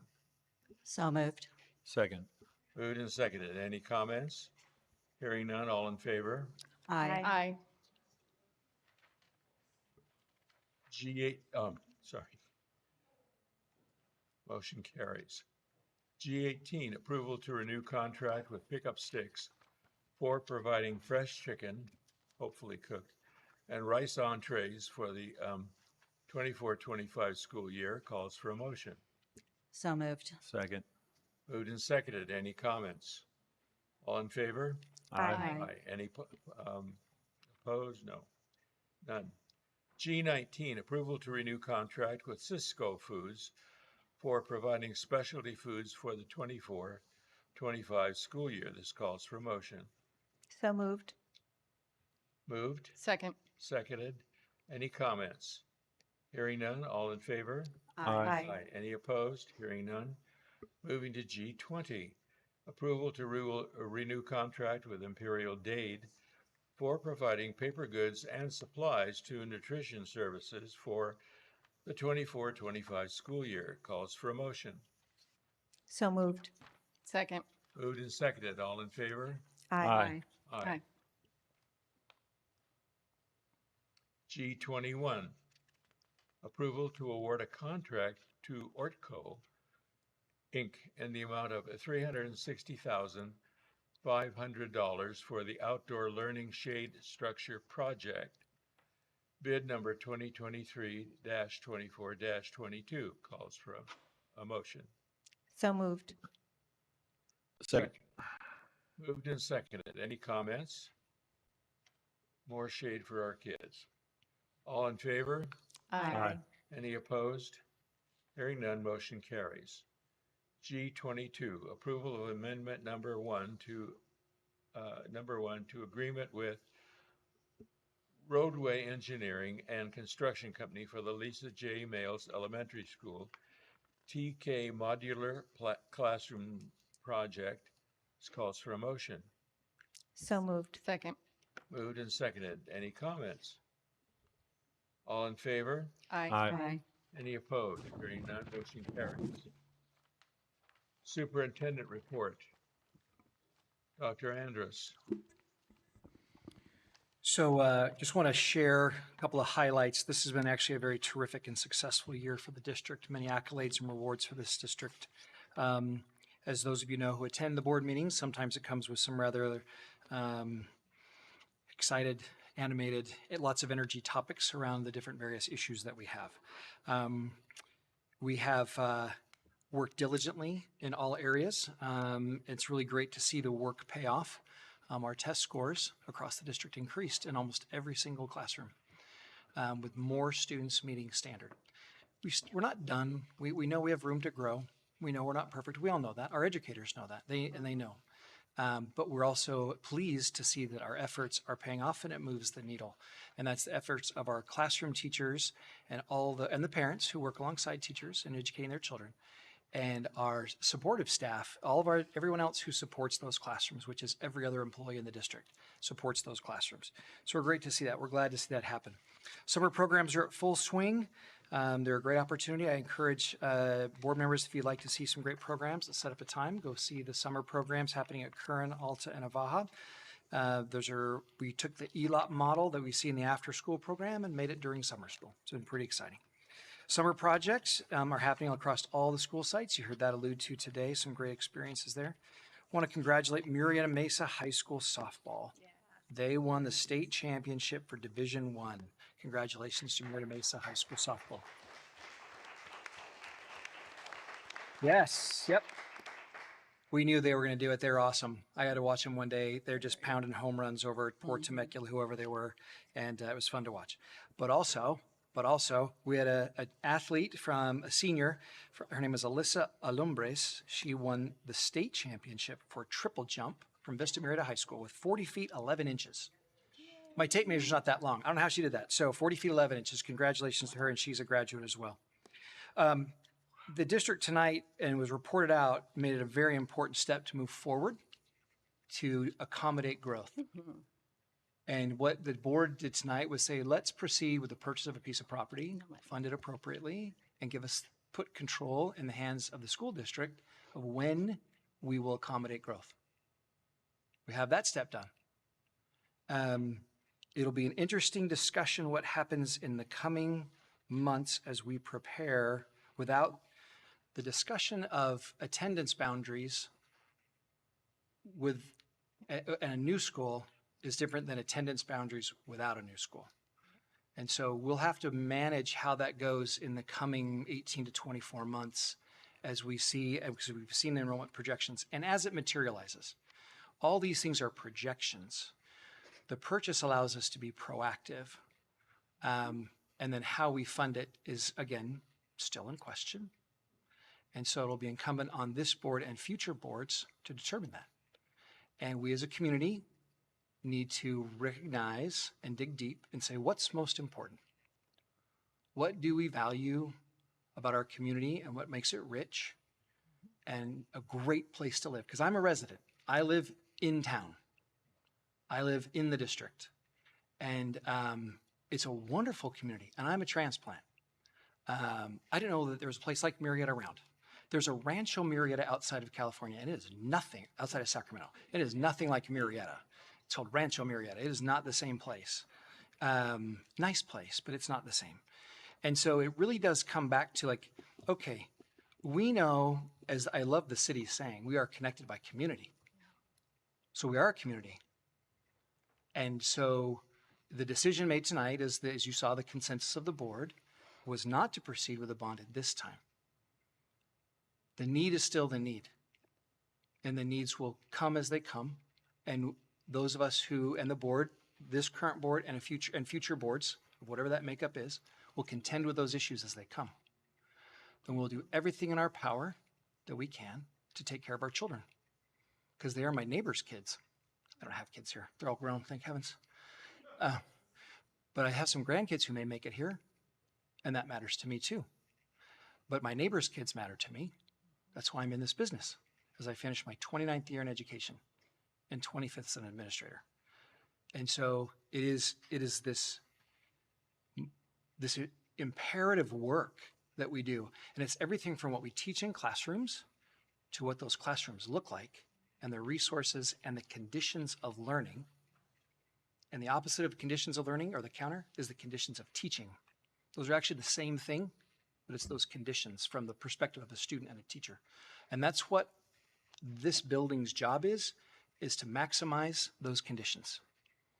So we'll continue to work with diligence and to the best of our ability, regardless of the outcome of decisions, but every decision has consequences. So we'll see where we go next. Thank you, Mr. Diffley. Mrs. Van de Griff. Ending up the school year here, I attended the annual Student of the Year ceremony. Recognition and scholarships were given to students who are pursuing plans to study astrophysics, finance, civil engineering, speech pathology, teaching, and sports therapy. I also attended the Murrieta Valley Nighthawk Awards, honoring outstanding Nighthawk students. I attended Murrieta Canyon Academy and Murrieta Valley Adult School graduation. I attended Vista Murrieta High School graduation and attended the Learn at Home 8th grade promotion. It was wonderful to see the sea of young people brimming with potential and excitement as they completed this phase of their lives, receiving encouraging words about their potential as lifelong learners and as cherished, important members of their families, current and future, as parents. I also spent considerable time contributing to our superintendent's evaluation, reading board member communications and agendas, and meeting with constituents. Thank you and have a nice summer. Okay, so in May, I took the classified union up on their offer to job shadow. So I spent the morning with Monica at Murrieta Mesa High School. Got to see a lot of the classified employees in action. I'm sure most of you understand, being a receptionist, it's pretty chaotic because there's always people coming and going and you're constantly getting interrupted. And they handled it with grace, always. There was a lot going on that day because AP testing was going on, and then there was also a mental health awareness event. So I went to a Rotary Club meeting a few weeks ago where there was a big donation to Murrieta Canyon Academy. They gave MCA $1,512. A lot of other things happened at that meeting too, but I just want to emphasize how much the Rotary Club does for the school district. I also was at the Student of the Year Scholarship Breakfast, which I think all those students are just amazing. I went to the Pride Awards at Murrieta Mesa High School, and I love the way they did it there. They had all the award winners on stage the whole time. So, because I've been to other award ceremonies where they did it differently, and this was so much better for many reasons. There was more space in the audience too. And it was great to see the kids up there the whole time. Obviously, it was a really positive event because people were coming to see their kids get awards. We had another meeting with the Southwest County Higher Education Coalition, and I brought it up before. We're trying to bring a 4-year university to this area. We got some really wonderful news. At the last meeting, our supervisor, Chuck Washington, managed to get us $5.5 million from ARPA for this effort. So we're a long way towards our goal. I mean, I am completely confident we're going to pull this off. I did go to 2 graduation ceremonies, Murrieta Canyon Academy, Murrieta Mesa High School. They were both very well organized. Again, I really like the way they do it with the big screen. I had not seen that in other districts. Because the parents are generally pretty far from their kids, like they're all the way across the field, but they're projecting the kids getting their diplomas, and they could even photograph the screen and get a good shot. So I just want to congratulate all of our graduates, whatever their next endeavors are. We have a lot of students getting into very competitive universities. There was a long list. We have other students who are going into the military. We have others who are going to technical schools. There are some going straight in to the workforce, and whatever they're doing, I just wish them well, in this next phase of their life. And anyway, that's all I have. Thank you. Mr. Pardue. Well, as a teacher, I'm at the end of the year with seniors doing all kinds of stuff myself. I've got a chance to talk to some administrators and teachers at mostly middle school and high schools, though, as a lot of different events that we attended, just off the record for the most part. But one of the things that I think is really important as we come to the end of a year, it's kind of what I did as a coach. The season ends and you start thinking about the next year. What are our goals? What do we want to accomplish? And one of the things for me is what I had mentioned before, which is earning parents' trust back. We need to make sure that we have a high quality education. That's what they ask for. And high quality means we don't shove everybody in the same classroom. I think there's a horrible plan, and we've been doing it, and we're doing it. And I think it's important that we make sure that kids who are advanced, have the opportunity to continue to excel. If there's one thing, as the parents came up and said, this is a top-notch community, and we just mentioned, this is Murrieta. We have top-notch kids, and we got all this great stuff. And we do. We really do. But we're destroying it when we start changing the way we do business, when we change how we do discipline, when we're allowing behaviors in the classroom that are having teachers have breakdowns and feeling and questioning why they're teaching. When we have those kinds of discipline issues that are impacting our community, you have community members saying, I know these kids from this school and they're terrorizing our neighborhood. When everyone knows exactly what's going on, but we still tolerate them, in part because the state does a terrible job, but in part because we haven't come up with creative solutions to protect teachers' mental health, to make sure that they feel supported, to make sure that learning's taking place in the classroom. And if we're not having advanced courses, that means everyone, including our high flyers, are going to be in that same class that's not getting the instruction they need to move on. So if I'm in biology, I'm in chemistry, I'm in advanced math, there are things, if you miss in math, you're going to really struggle as you move forward. How are our kids going to go off and become engineers and aerospace, scientists, whatever they are? I don't know. Those aren't my kind of people.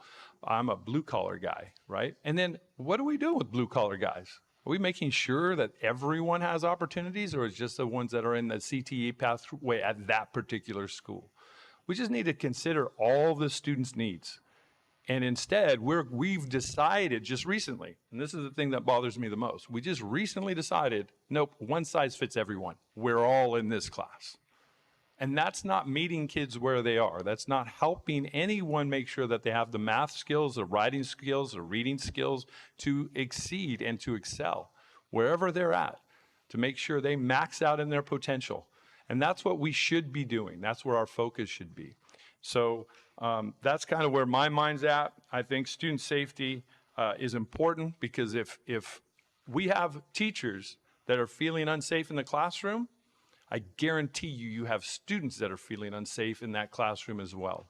And you need to consider that. I'm just asking you to put aside some of your partisanship and really consider other people's perspective, have some empathy, have some tolerance, and all those other catchphrases. I hope you guys have a great summer. I will see you again when we reconvene. Thank you. Well, with respect to everyone's time, I won't go over all of the end of the year activities that I've been to. You guys know I go to everything. I did want to give a shout out to the Murrieta Valley High School PTSA, who asked me to be one of the judges in their scholarship program. They asked me because they trusted me, even though I knew many of the parents and many of the students, they trusted me to be impartial and to be honest and to be fair. And I was so honored to be asked by them to do that. Everybody have a great summer. I would encourage everyone, if you can, turn the alarm clock off, especially you, Mrs. Shevlin. Get the balcony and the cruise. It's worth it. And get the drinks and food package where they deliver coffee and croissants every morning on the balcony. It's awesome. Good luck to you. Good luck to everyone. Please unplug.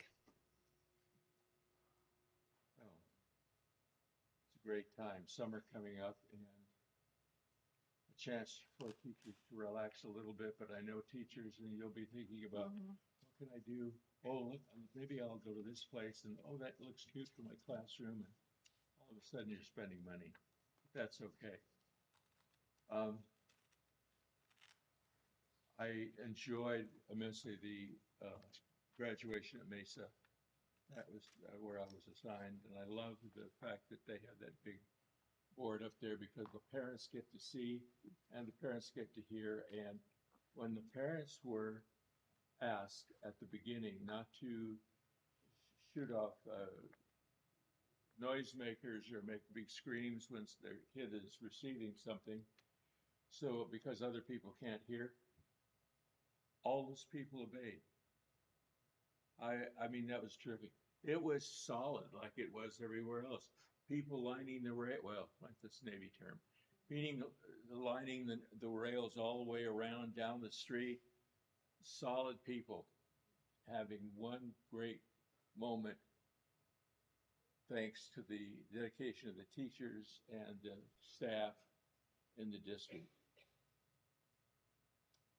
I have to say that I will do everything that I can to make sure that that bond comes up and gets passed.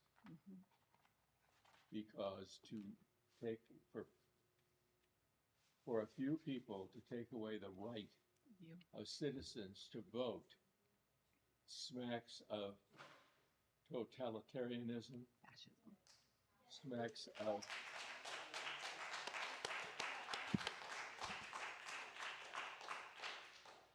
We're a nation of laws, and Prop And that's- 39 has and requirements.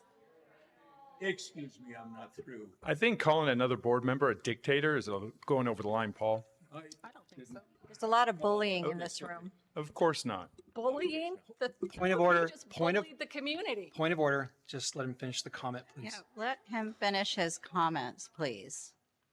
Thank you, Paul. Point of order. I think you're on. Yeah, it is Mr. Diffley's opportunity to make his comments, and the other board members should respect that right, as should the audience and the public. Please proceed. Thank you. When I signed up to be a board member, it was a big moment. When I signed up to join the Navy, it was a big moment. And in each case, I raised my hand to defend the Constitution of the United States. And I think sometimes people lose sight in the emotion of the moment, lose sight of what it is that makes this country great. I wish you well. I wish you a great summer, warm sand, clear skies, and ice cold lemonade. Thank you. I call for a motion to adjourn the meeting. So moved. Second. Moved and seconded. Any comment? All in favor? Aye.